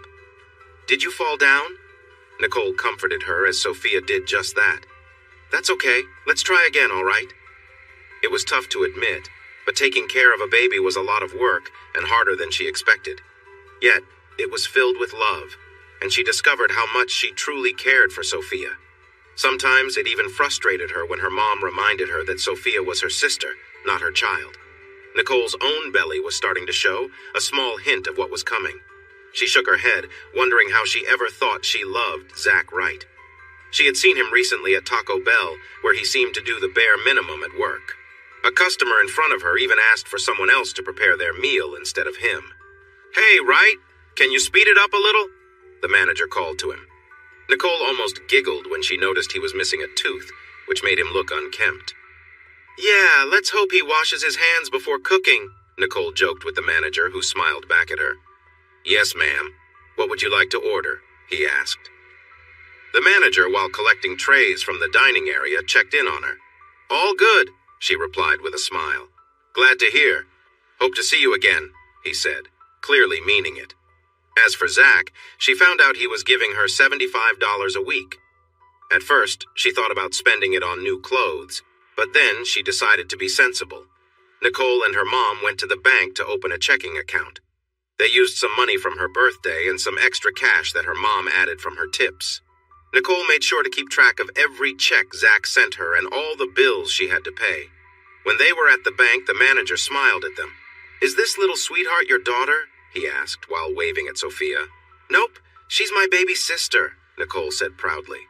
Zach felt annoyed watching Nicole smile and joke with the manager. It bothered him that she was so friendly with someone he didn't like. Hey, we have customers waiting, Fred, another worker, called out, making Zach frown as Nicole laughed. I'm Nicole Dumas. Nicole introduced herself as Fred handed her a tray. Really? He replied with a grin. I'm Fred Dumas. No way, Nicole laughed. Who's your dad? They talked for a moment and discovered they might be very distant relatives. Just then, a group of teenagers came in, and Fred got busy helping them. Bye, Sophia, Fred called as they left, and Nicole smiled. Say bye, Mr. Fred, Nicole encouraged, but Sophia just looked around without responding. Nicole helped make a cake, adding icing between the layers. She loved lots of icing. He mixed in some sugar and applied the frosting to the outside of the cake. Nicole had a big appetite, although she often said she wanted to lose weight. She didn't really exercise and always wanted dessert with her meals. She believed that no meal was complete without something sweet, so he made sure to prepare a treat for her. She brought joy and laughter into his life. Although he had heard Harold say that his daughter lived in a fantasy world, he didn't think Harold meant harm. Nicole made him happy. He supported her dreams as much as he could, even buying her a special ring. He placed the cake in the freezer and turned over the chicken cooking in the pan. Just then, there was a cheerful knock on the door. It's open, he called out while adding onions and peppers to the mix. Hey, she said, bouncing into the room. Hey, he replied, noticing a curvy woman with dark hair entering the apartment, glancing around shyly. Oh, hi, Chris. This is Michelle, but everyone calls her Mickey. Do you see? Nikki and Mickey? Nikki was my manager at the drive-thru. One day, she said she was tired of eating McDonald's. I replied, my fiancé is the best cook ever. She laughed and said, no, he's not. So I brought her to our place because I knew he was a great cook. I asked him if he had gotten the wine I mentioned before because it goes perfectly with chicken. The food smelled wonderful. Then Nikki said, say hi to Chris for me. I need to use the restroom. And she rushed off, leaving Chris and Mickey standing there. Hi, can you close the door, please? Chris said as he quickly added fajita sauce to the pan. I hope it's okay, Mickey stammered. She insisted I come. Mickey was attractive, even with her hair in her face. She was not as heavy as Nikki, but she had a few extra pounds. She brushed her hair back and smiled shyly at Chris. When Nikki returned, she gave Chris a warm kiss. Are you two getting along? She asked, then looked in the fridge. Mickey, would you like something to drink? She offered. Chris has beer, and oh, you got that wine. Also, there's gin and tequila in the freezer. We're having a fun night. I like tequila, Mickey said softly. Margaritas are already mixed in the pitcher, Nikki, Chris called out as he took the tortillas out of the oven. Great! Nikki cheered as she poured drinks for herself and Mickey. Wow, Nikki, are you trying to get me drunk? Mickey asked, taking a big sip. Chris smiled as he set 2 plates on the small coffee table in front of the love seat since he only had 2 chairs. Just because it's in your glass doesn't mean you have to finish it all, he joked, giving Nikki a playful pat. Dinner's ready. He made himself a plate and sat in his comfy brown leather recliner. Is this real leather? Mickey asked as she settled on the love seat. Yep, Chris replied. I just love how leather feels, Mickey said. This is really good. Feel free to enjoy the couch, Chris teased. Chris, Nikki exclaimed, playfully hitting him on the arm. You're awful. You just want to see her in a swimsuit? Oh, I didn't say that, Chris grinned. But you didn't say you wouldn't either. I'm not dumb, Nikki laughed. You're right, Mickey, this is delicious. Everything Chris makes is great. He really is a talented chef. They spent time looking through his CD collection, giggling at his older country music while Chris poured raspberry syrup over slices of chocolate cake. Finally, both Nikki and Mickey found a song they liked and added it to his music system. He tossed the empty bottle into the trash and set the 2 plates down on the coffee table. Ooh, dessert too? Mickey asked, as Garth Brooks played from the speakers. Uh-huh, he's the best, Nikki replied, leaning heavily against Chris. She hugged him tightly and kissed him softly. I love you, baby, she said. Love you too, he replied, smiling. So what now? Mickey asked, digging into the cake with her fork. What do you mean? Nikki wondered. I mean, what do you all do after dinner? Play cards or something? Mickey asked. No, we usually just hang out after we eat, Nikki said with a laugh. What do you want to do? Chris asked Mickey, sitting comfortably in a small chair. I don't know, Mickey replied, her voice hinting that she had an idea. I do have a deck of cards around here, Chris said. We could play a game. You said you like leather. That takes too long, Mickey said, standing up. She pulled the empty wine bottle from the trash and giggled while bringing it into the living room. Let's play a game with a twist, she said, her cheeks pink. If the bottle points to you, you have to kiss that person and take off one piece of clothing, okay? Chris glanced at Nikki and shrugged. True to her nature, Nikki grabbed the bottle and spun it enthusiastically. The bottle spun and stopped at Nikki. What? Now I have to kiss myself? She laughed. No, just take something off, Mickey giggled. But you can spin again. Maybe don't spin it so hard, Chris suggested as Nikki removed a shoe. The two girls looked at each other. The bottle pointed to Mickey. Nikki leaned in and pressed her lips to Mickey's, surprised when Mickey's breath brushed against her. Nikki took off her other shoe, and Mickey kicked off one sneaker before spinning the bottle again. Both girls let out shrieks when the bottle pointed to Nikki. Give me a real kiss this time, Mickey said playfully. After they kissed for a moment, Mickey took off her other sneaker while Nikki removed a sock. Chris smiled, enjoying the game as he remained in jeans while both Nikki and Mickey were now in their underwear. He knew he would get to see more of Mickey soon, as it was her turn to spin. The room felt warm, and both girls seemed to enjoy the lighthearted fun. Chris felt comfortable as he watched them, glad to be a part of the moment. The group gathered around, playing a casual game with lighthearted energy. The bottles spun on the table, creating playful moments and laughter as they interacted. Each spin resulted in fun exchanges of glances and teasing gestures, keeping the atmosphere light and carefree. Chris leaned over to kiss the person the bottle landed on, which added to the fun, while everyone playfully joined in the game. Nikki, full of energy, cheered when she was the only one still dressed, teasing the others. The laughter continued to fill the room as they shared jokes and enjoyed the moment. As the evening wore on, Chris suggested coffee, noticing it was getting late. His comment brought more laughter as the group continued to joke with one another, with Nikki and Mickey exchanging humorous whispers. The playful mood remained as they teased and laughed, engaging in harmless fun. But eventually, they began to wind down for the evening.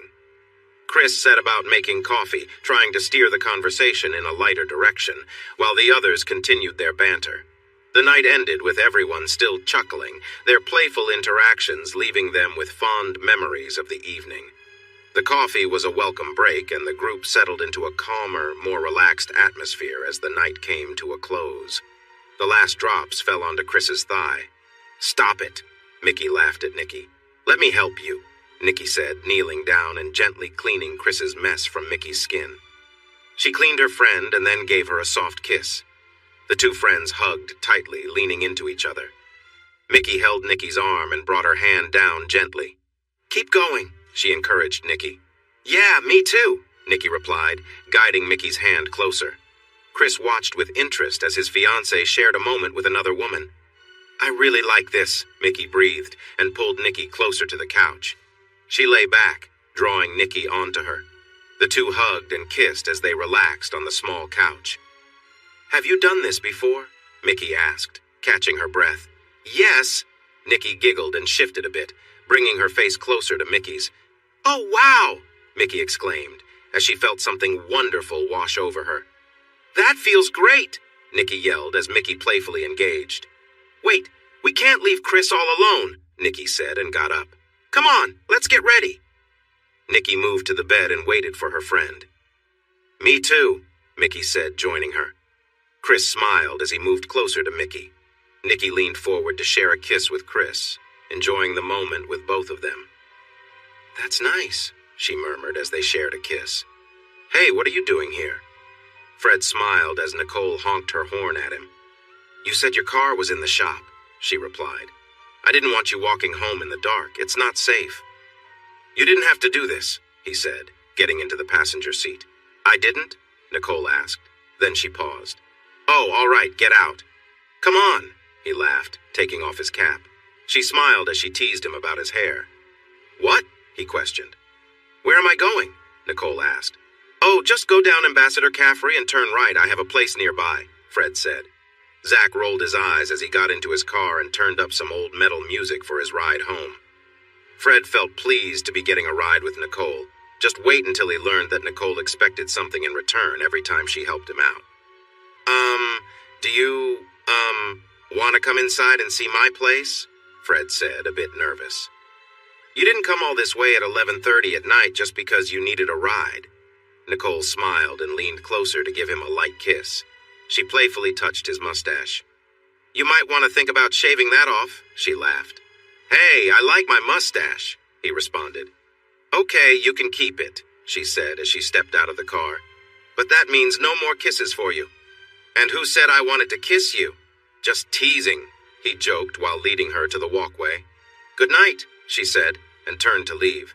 Hang on, he said, pulling her in for a warm hug. His place was typical for a bachelor, an old couch that had seen better days, supported by a few books, and a coffee table that looked worn down. In front of the couch was a large television that sat on a shelf made of cinder blocks and boards. The dining area was empty, except for a single bar stool at the kitchen island. Nicole looked around, mildly amused. If this was how he furnished his space, she couldn't imagine what his bedrooms looked like. Well, I haven't had much time to shop for furniture, Fred admitted, seeing his home through her eyes. Most stores are open on Sundays, Nicole replied. Honestly, I never thought I needed anything nice. I never thought someone as beautiful as you would be here, Fred said. Well, I'm here now, she stated firmly. So what's next? We're going to need a table and chairs. Where are Sophia and I supposed to sit? I'm off tomorrow. I'll get a table, Fred promised. Wow, I can be so demanding, Nicole said, dropping onto the couch. We aren't even dating yet, and I'm acting like it. You're not demanding, Fred said, sitting next to her. Yeah, I am, she said. You have a right to your own space and stuff. Well, I want to get a table and some chairs, too, Fred replied. And if you really like that mustache, then keep it, Nicole said. I'd rather kiss you, Fred admitted. Really? She smiled. Yeah, he responded as he made a move closer.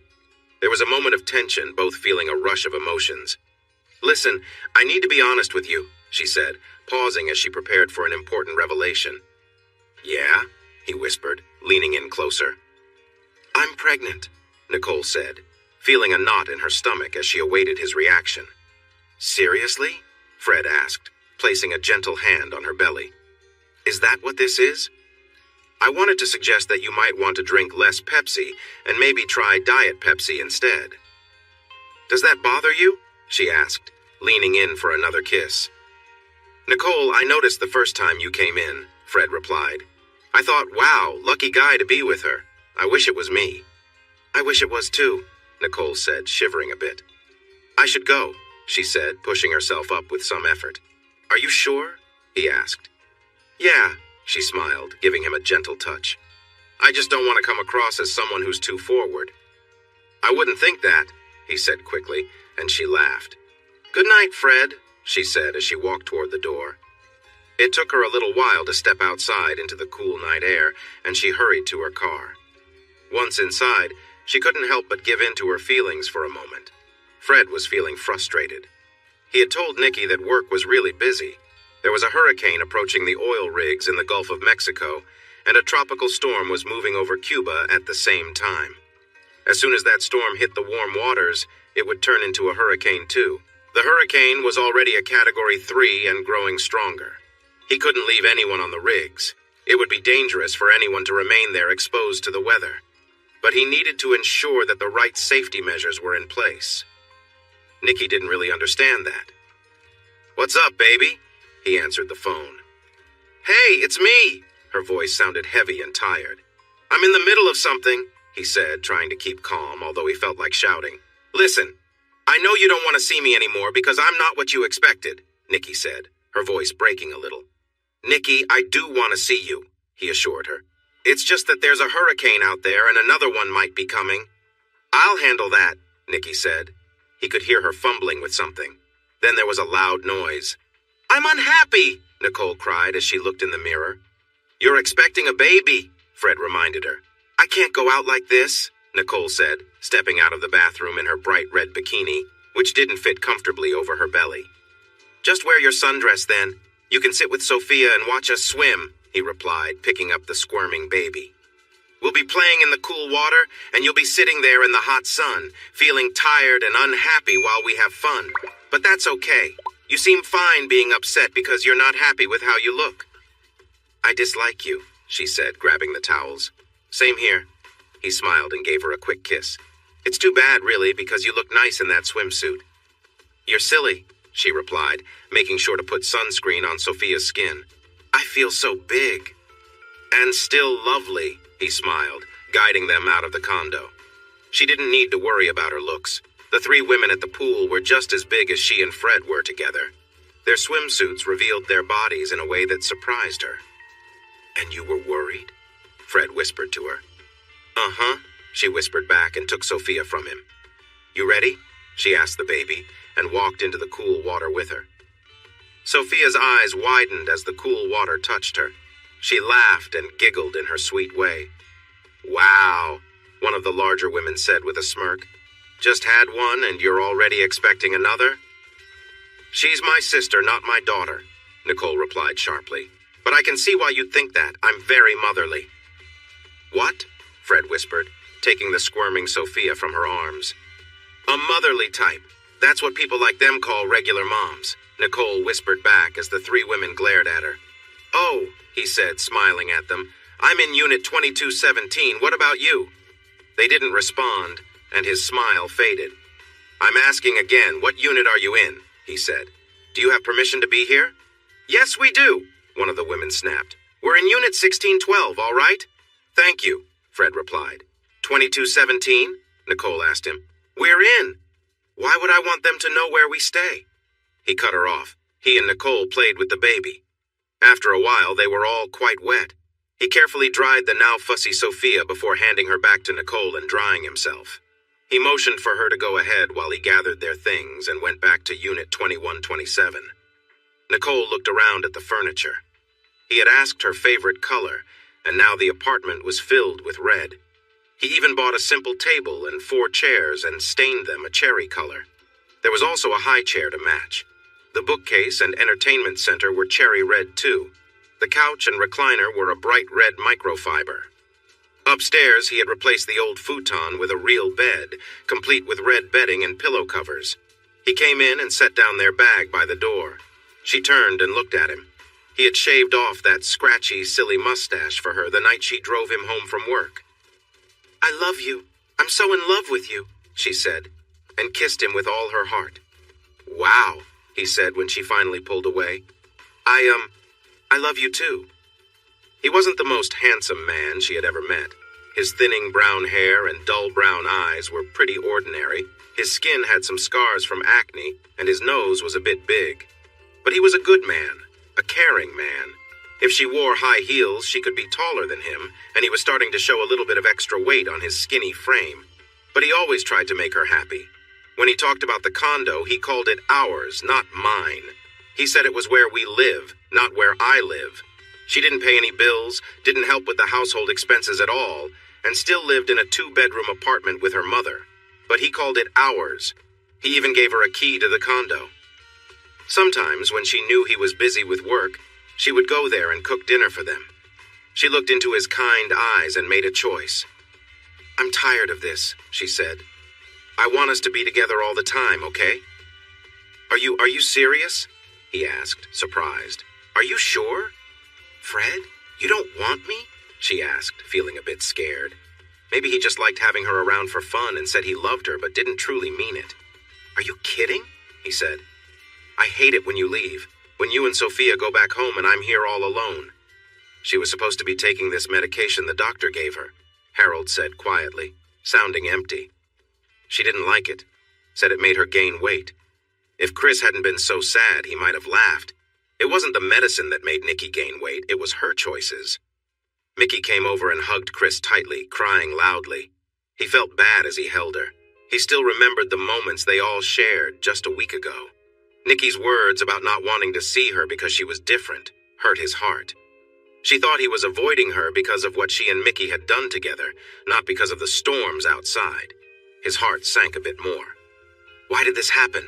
He thought as he looked at her father. She could have taken her medicine. Come on, he thought as Mickey leaned against him. He had been saying a prayer for his fiancée when Mickey approached him. After she walked away to chat with some of Nicky's friends, he tried to continue with his prayers. A minute later, he realized he couldn't focus. He sighed, put the prayer beads back into their pouch, and then into his coat pocket. "Hey, how are you?" Sweet William asked quietly as he sat down next to Chris. "This is all pointless," Chris said, speaking loudly. "I get that," Sweet William replied. "You know, we were supposed to get married in this church," Chris said with a hint of anger. "Really?" the large man replied, looking around. "It is a nice place for a wedding." "Too late for that now," Chris said. "I know you're hurting," Sweet William said, his voice low but strong. "But it's not you in that box. You're still alive." "I'm not so sure about that, Sweet William," Chris said. "I just don't know." Anne-Marie glared at Nicole. Sophia's ears were sunburned, and she had some new freckles from being outside so much.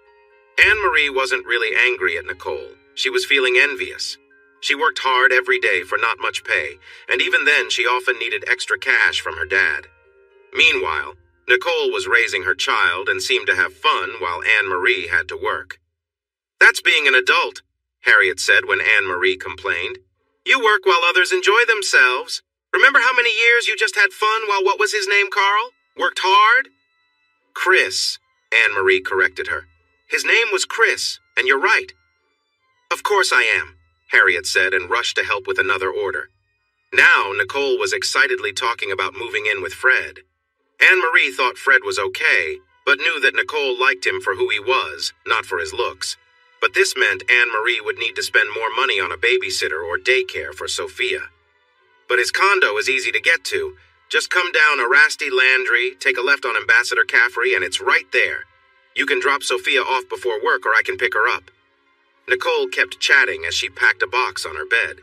If they let her move into a one-bedroom apartment, that could save her some money on rent and utilities too. "Do you love him?" Anne-Marie asked suddenly. Yeah," Nicole said after thinking for a moment. "I mean, he doesn't make my heart race when I see him, but Mom, he makes me feel important. Everything he does it for me." "Let me tell you something," Anne-Marie said earnestly. "He does everything. Don't let that slip away, and don't ever give it up for someone who just makes you feel excited. Your dad, Chris, was the best thing ever, and look where that got me, chasing after Tom just because he stirred up my feelings." "Yeah," Nicole replied, rubbing her rounded belly. "You caught my moment of excitement, huh?" "Good, so you already know what I'm talking about," Anne-Marie said, giving Nicole an affectionate hug before leaving the girl's room. He looked around as he stood in line at the University of Louisiana at DeGard. There were only 3 people in line ahead of him to sign up for Mexican cooking, but the woman at the front was arguing loudly with the instructor, delaying everyone. Automobile maintenance, leather arts and crafts, organic gardening, learning guitar, and a few other booths were in the hallway, but there was no motorcycle maintenance booth, no April. "Hi," the woman said with a tired smile. He returned the smile and quickly signed up without asking questions. "We meet here, well, actually in the Science Building, Emily Hall," she said with a strong accent. "Classes are every Thursday night from 6:30 until 9. Is that okay?" "Sounds great." He smiled and wrote out a check for the tuition. "Who should I make this out to?" She told him the name, laughed at his face, then spelled it for him. "See you Thursday. Hope you're ready to eat." She smiled as he shrugged and walked out of the hall. "That is a nice bike," a man said as Chris swung his leg over it. "Thanks. It's a piece of American history, a 1949 Indian chief, all original parts." Chris smiled and started the engine. "I'd give anything to own one of those," the man said. "Nah, they don't cost that much," Chris replied with a grin. "I had to let go of my unfaithful wife and my difficult child." "Where do I sign up for that?" the man chuckled. "What are you so cheerful about?" Zach scoffed at Fred while the manager rushed around the store. "Because every day when I wake up and see my face in the mirror, it's not yours looking back," Fred replied, finishing up at the counter. Sure, you'd prefer my face over that ugly mug of yours, Zack jeered, ignoring the work that needed to be done. Right. Could you actually take some initiative and do something without me asking? Fred said while carrying sauce packets to the self-service area. Why would I do that? Zack replied. Because when performance reviews come around, I might remember it and consider giving you a raise, Fred said, smiling as an older couple entered the store. His smile grew as he watched the man and woman, both in their late 50s, looking at the menu. They were holding hands. The man whispered something to the woman, and she listened closely. He imagined himself and Nicole doing that in 30 years, holding hands. Then his smile wavered. The woman had no color in her eyes. She was blind. But his smile returned as they shared a quick kiss and approached the cash register. Welcome to Taco Bell. May I take your order? He asked happily. Go ahead, dear. Tell him what you want, the man encouraged softly. That's just strange, Zack murmured as he observed the couple. Why? Fred replied, a bit defensive. What's so strange? I mean, she can't see and it gives me the creeps just looking at her, Zack said, shuddering a bit. Honestly, it's a wonder someone hasn't put you out of your misery, Fred said with a grin as he walked around the dining area. Thank you. Come again, he called out as they left. He chuckled when he saw the man jokingly pinch the woman, making her laugh and playfully swat his hand away before leaning against him. The man then helped her to the passenger side of the small car and hurried back to his side. How are you, Mr. Dumas? Cam Powell, his tenant in apartment 22, asked as Chris unlocked the door to apartment 1. She was a Vietnamese refugee, one of the boat people saved off the coast of San Francisco in 1982. She had seen the Viet Cong force her brother into the military, then witnessed them harm her father and laugh. She had hidden while soldiers hurt her mother and sister and left them behind. Then she had taken her younger sister, and they escaped from the hut, running through the fields to find safety. They stayed away from the roads, which were often full of enemy soldiers hiding in the thick bushes. They waited for silence or night to fall before moving south toward the American troops and safety. When they spotted the American soldiers practicing, they smiled and ran toward them, thankful for their help. Suddenly, there was a loud burst of gunfire, and her sister was hurt badly. The American soldiers quickly took down the machine gun nest, and one brave Marine ran into the open field to see if he could help the girls. Cam Powell watched in amazement as the young man cried over her sister's body, even though he did not know her. She reached out to comfort him, but then everything went dark. When she woke up, she was in an American hospital. She thanked Buddha for saving her life. The doctors did their best, but they could not save her left leg and had to remove it above the knee. 4 days later, the enemy soldiers took over the hospital, causing great harm to the staff and patients. The American patients lost their lives. The Vietnamese patients, no matter how badly they were hurt, were forced to march away. Cam Powell tried to use the crutches the kind American nurse had given her before the soldiers arrived. When she fell behind in the march, she was mistreated. She did her best to keep up since those who lagged behind often faced severe consequences and were left on the roadside. For the next 11 years, she worked hard in the fields, facing tough times but trying to survive. She wasn't very attractive, so she was often treated harshly instead of being hurt more seriously. She saved food and money, dreaming of one day reaching the land of the Americans with blonde hair. One day, news spread among the refugees that it was too expensive to take care of them, which meant they were in great danger. Cam Powell ate what little she could and hid some food for later. When night came, she quietly slipped into the thick brush behind her hut and made her way to the river. Her crutches had been stolen, so she fashioned a new one from bamboo, which was not easy to use but worked well enough. At night, she followed the river south, hiding during the day. With her food running out, she sought bugs and plants to eat while waiting for it to get dark. Moving through the muddy bank was slow, but she kept pushing forward. Eventually, she found a man with a boat who planned to take people to America.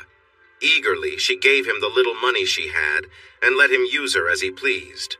She felt worried when she saw how small the boat was. She was even more scared when she realized over 40 people were packed into the tiny space. "No refunds," the man shouted when others complained or expressed concerns. "Better to fight for my freedom than to be treated badly." Cam Pow thought to herself as she joined the struggling crowd on the boat.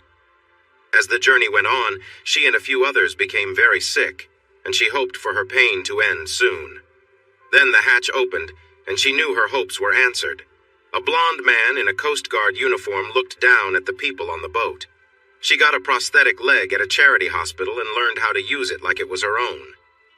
A man in Breaux Bridge, Louisiana heard about Cam Pow and her fellow travelers. He offered jobs to 6 of them at his crawfish processing plant. She accepted the job eagerly and was amazed at the good pay he offered. She found an apartment and lived there for 24 years. She rode her bike, no matter the weather, even when it snowed, but she never missed a day of work. "I'm good, Miss Pow. How are you today?" Chris smiled at the small woman. Her long black hair was starting to get some gray, but her face showed no signs of age. That was the extent of their conversation. She would greet him and then close herself in her apartment. Anne-Marie looked around the condominium and felt a twinge of jealousy. She was working hard every day, and all she could afford was her rundown apartment while Nicole stayed home all day, living in a nice 2-bedroom, 2-bathroom place. The furniture was a bit loud. It wasn't her style, but the table and chairs were okay, even if they had strange colors.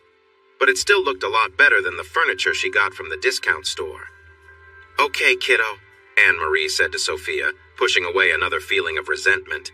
The child was reaching out to Nicole. "I'm working the late shift. I'll be back around 10 or 10:30 to get you." "Thanks, Mom. Have a great day." Nicole smiled brightly. "You too, baby," Anne-Marie said, and left with a final kiss for both daughters. "I don't think she likes me," Fred said quietly. "What? Why?" Nicole asked, taking a seat beside him on the sofa. Sophia made some sounds in her own way. The child was almost a year old and should have been speaking by now, at least saying mama or dada, but she just made little noises. "She never says hi or anything," Fred complained. "Fred, hold Sophia for a minute and face her away from me," Nicole said as she stood up. "Boo!" she shouted from behind Sophia. Fred jumped, startled. Sophia stayed still and did not respond. "What's going on?" Fred shouted at Nicole. Sophia seemed not to hear the loud noise Fred made. "I'm going to try again," Nicole said, tears starting to fall down her cheeks. She attempted to shout boo, but could only manage a soft sound. Fred looked at the little girl and felt tears welling up in his own eyes. "Sophia?"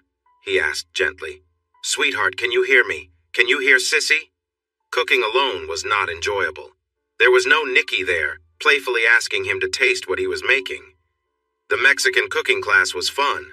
Some women in the class showed they were interested in him, but he just wasn't feeling it. "I should have chosen Chinese instead," he thought as he chopped a jalapeno pepper for the sauce. "Well, it's only 2 more weeks," he sighed as he mixed lime juice and cilantro. He had seen Mickey walking to a fast food place the day before. Her pants fit tightly, and it made him feel a rush of emotions, which he quickly felt guilty about.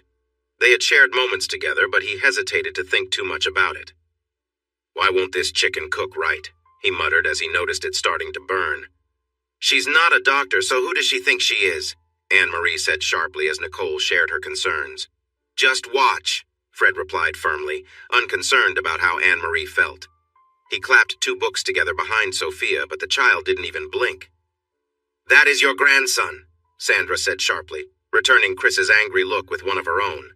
"Yes, I sent a gift for Freddie, including a card. By the way, Mr. Tough Guy, you owe me. I bought your grandson a savings bond and a silver rattle with his initials on it."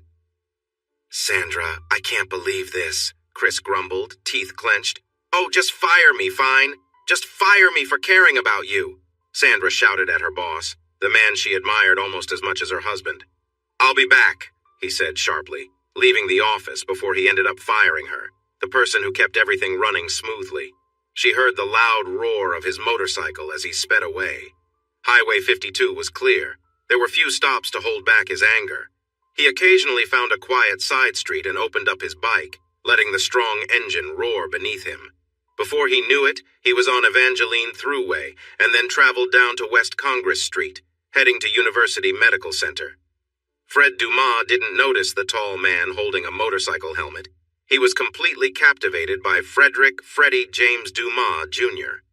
If he had any doubts about Nicole's love for him, those worries faded when she named their baby after him.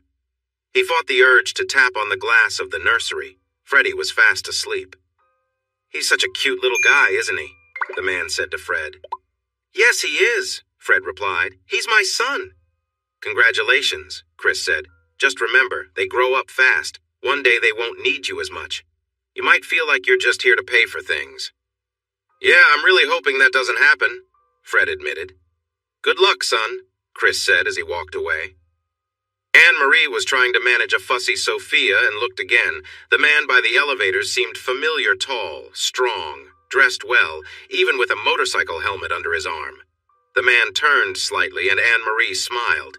He was attractive, even with a bald head and some gray hair around the sides. Then she froze. Those brown eyes belonged to Chris. The elevator door opened and Chris stepped in, pressing the button for the first floor. "Your father was here?" she asked Nicole. "Daddy's here?" Nicole replied, surprised and a bit shy. "No, he was here," Anne-Marie said, feeling a bit let down. She hoped to hear from Nicole about how he was doing, what was new in his life.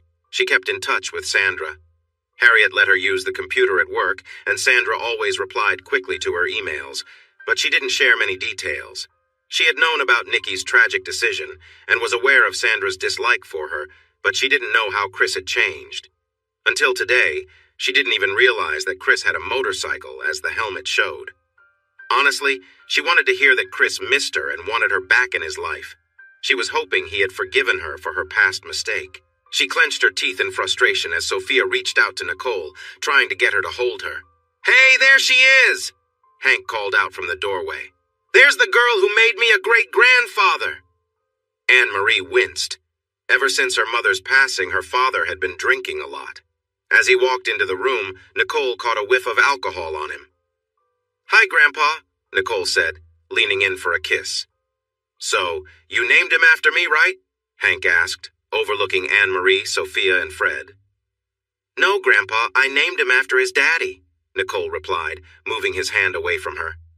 Since Grandma's passing, his touches, although not obvious, felt wrong. His hands often brushed against her in a way that made her uncomfortable, and with her belly getting bigger, she promised herself to keep Sophia away from him. Nicole didn't realize this wasn't her decision to make. Sophia wasn't her child. "Oh, why'd you have to do that?"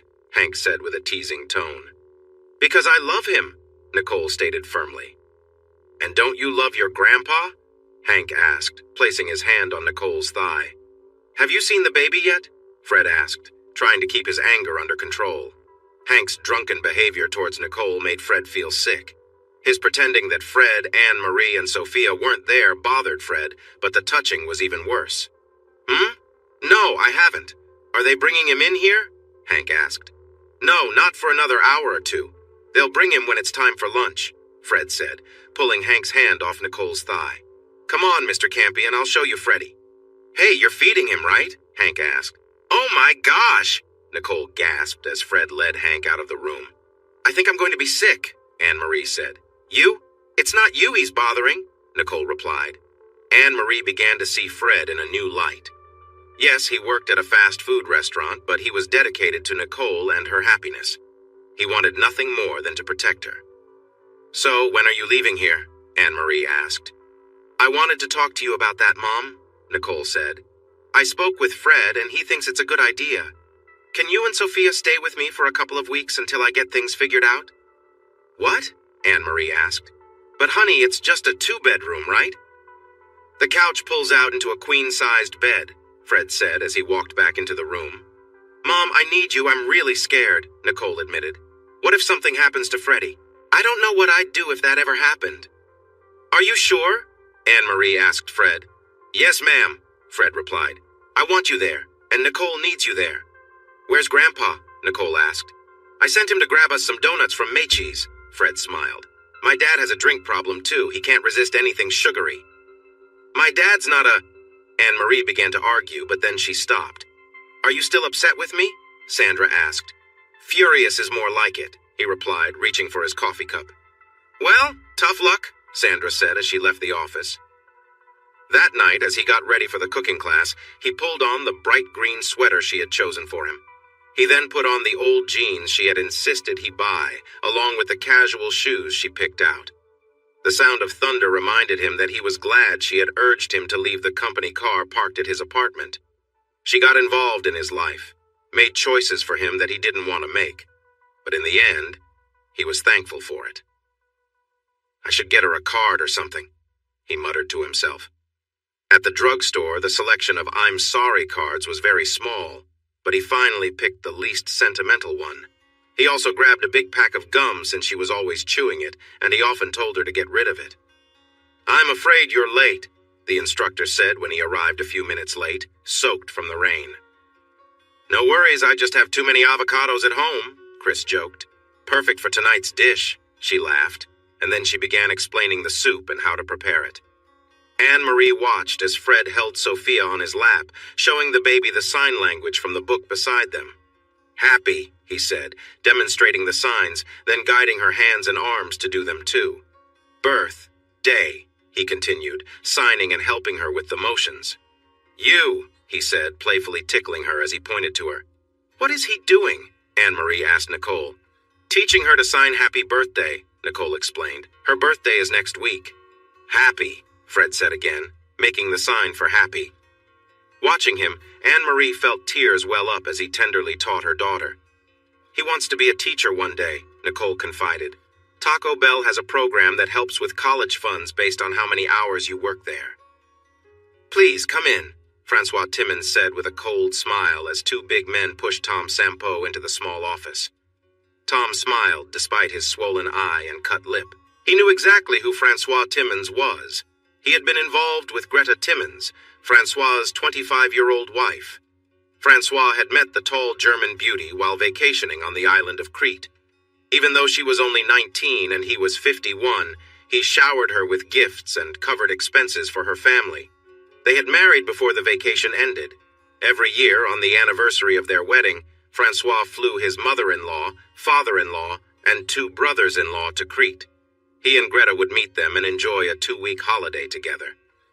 6 years later, Greta felt the strong desire to become a mother, but Francois was not open to the idea.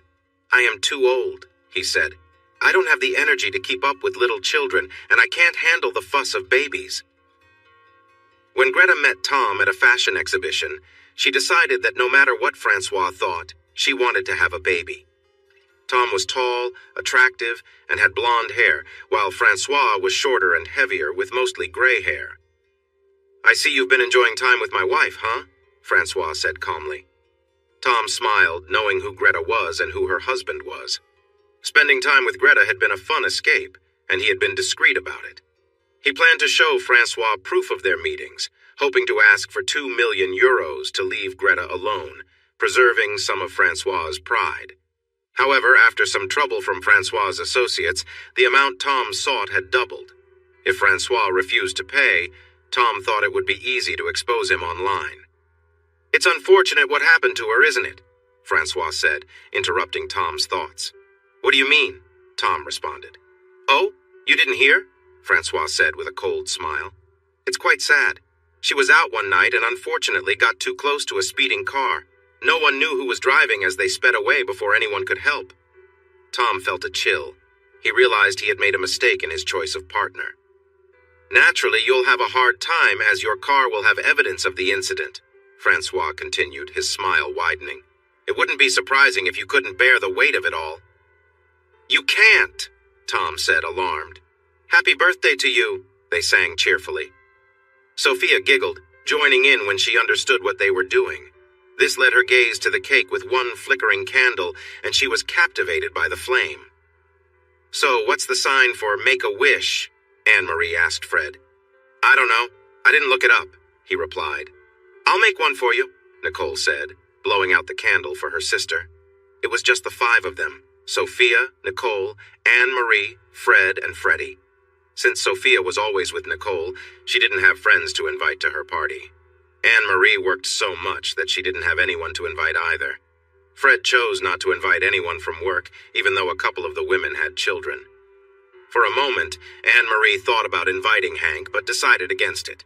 Chris knew that if they invited him, there was a good chance he'd show up drunk and probably behave inappropriately around Nicole. He was always a little too forward, making her uncomfortable. Meanwhile, Sophia was having a great time tasting the birthday cake. Her eyes widened in delight as she tried the sweet icing, and she eagerly opened her mouth for more. Anne-Marie laughed, genuinely happy to see the little one enjoying herself.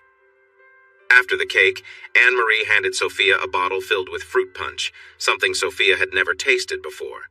It was a new experience for her, and she eagerly drank it all down, quickly signing more once she was done. Fred laughed. "She definitely knows that sign," he said, taking the bottle to refill it. "Not too much now," Anne-Marie warned. "We want her to sleep later." Afterwards, Anne-Marie and Nicole got down on the floor to help Sophia open her presents. Anne-Marie smiled to herself, knowing Chris hadn't actually bought some of the gifts, like the tricycle and wooden train set. Those were clearly from Sandra, but it didn't matter. Sophia loved them. Fred admired the train set. "Wow, this is really nice," he said, as they all gathered around to watch Sophia play. Maria Espinosa was an excellent cook and teacher, but as a romantic partner, she didn't quite meet Chris's expectations. He found himself comparing her to Nikki, who was much younger. Maria enjoyed Chris's cooking, especially the authentic Mexican dishes and dessert he had prepared, but she didn't hold back her criticism of his kitchen and apartment. "All electric?" she said disapprovingly. No, gas is the only way. Gas gives food its soul, electric just takes that away." She also made comments about his living space. "You're a grown man with a good job, yet you live like a college student?" she remarked as she looked around his small apartment. When she went as far as opening his closet door without asking, Chris was about ready to tell her to leave. That door was closed for a reason, and her constant criticism was wearing thin. Despite all her complaints, Maria still expressed interest in being intimate, but Chris wasn't convinced. She tried to reassure him. "You don't need to worry. I had my tubes tied," she said, laughing. Chris wasn't sure if he believed her, so he stayed cautious, deciding to keep things safe. He found her appearance less appealing than he'd hoped. Her long black hair, which she took pride in, was thick and unkempt in other areas, too. It was more than he was used to, and something that made him uncomfortable. Even though she seemed eager to connect with him, Chris could tell it wasn't for the right reasons. It didn't feel like she was with him because she truly wanted to be, or because she had any real attraction to him. The connection between them felt shallow, and he couldn't shake the feeling that something important was missing. She was with him to feel in control, thinking it would make him behave better. Afterward, she lit a cigarette, but was surprised when Chris took it from her and tossed it into the toilet. "I can't stand the smell of smoke," he said a bit angrily as he walked back into the room. "Oh, my bad," she replied, sounding more upset than sorry. "You should sell that motorbike," she suggested casually. "Not happening," he replied. "Come on, it's dangerous," she insisted, glancing up at him. "Maria," he sighed, getting out of bed and putting on his jeans, "it's late. You were a good teacher and I enjoyed your class, but I don't think we'll meet again, okay?" "But what about us?" she stammered. "What about this?" She threw the covers aside, revealing her body. "What about it?" he asked, putting on his shirt. "Look, Maria, we had a meal and we were together, but you didn't seem to enjoy it." "Oh, but I did," she argued. "You're great." "Honey," he said with a tight smile, "I was in a long marriage. I know the difference between real enjoyment and just trying to get it over with." She had misjudged him. In class, he always seemed willing to listen. She thought he would be the same outside the classroom. He had done well in class, and she almost felt pleased at the thought of his efforts. As he moved closer, she entertained thoughts that were not as kind. But he was ending things, making it clear that this was a one-time deal. The doctor was telling her about a hearing problem. Mona Wahlberg explained that an implant would not help the baby at all. Poor Fred, Anne-Marie thought as she secured the baby in the car seat. He researched everything, found the doctor who specializes in these procedures, and even offered to use his college savings. Poor Sophia, Anne-Marie thought, glancing at the child in the mirror. She'll be like that for the rest of her life, completely unable to hear. She almost missed seeing the motorcycle, and the rider expressed his anger with a rude gesture. "Same to you," Anne-Marie thought as she watched the bike zoom by. Female drivers, Chris thought as he turned off Highway 19. The bike was stunning and easy to control. Most importantly, it didn't make him feel uncomfortable while riding. He loved his Indian chief for its power and even saw it as a piece of history, but he knew comfort wasn't part of its design. "What do you think?" George Farmer asked as Chris parked his bike at George's garage. "Nice and easy to ride," Chris smiled. "If it were wet, it would be quite an adventure." "Uh-huh, and if Big Mike hears you, he'll give you a hard time for saying that," George chuckled. "And he's asking for $17,000, right?" Chris asked, noticing the other mechanic sleeping under the truck. "Yeah, but between us," George said, glancing at John Farmer and then looking away awkwardly. "He's been trying to sell it for 2 months. He might take 15 if it's cash." "Tell him 15 cash," Chris said, preparing to get on his Indian. "Got my card, right?" "Yeah," George replied with a smile. "What's the story behind the sale?" Chris asked before starting his bike. "His partner is in rehab dealing with some serious issues and he's adding up a lot of bills," George admitted. "Why drink alone when you can have some company?" Hank thought as he got ready. "I never liked drinking by myself anyway." The bar felt cool and welcoming. He easily found an empty stool since there were only a few people there himself, 2 men in suits, a tired-looking woman, and the bartender who also looked worn out. "Hey there, handsome," the bartender greeted with a weary smile. It had been a while since anyone complimented him like that, so he sat up a bit straighter and grinned back. He made sure she noticed the $100 bill as he took it out of his wallet. "Do you have anything smaller?" Jill asked. "It's only 11 o'clock. I don't have the money for that. If only I had a nickel for every time a woman said that to me," Hank said, and she laughed. He took out a $20 bill, and she gave him change. 5 hours later, some regular customers began to arrive. The jukebox played loud rock music that the afternoon crowd enjoyed, and the conversation got noisy. Hank's good mood faded as the younger men drew more of Jill's attention. He got up and walked out the door. "Just a bunch of troublemakers," he mumbled to himself as he started his car and pulled onto Johnson Street, right in front of a school bus. "That was your father-in-law," Sandra said sharply when Chris asked about the bill from the florist.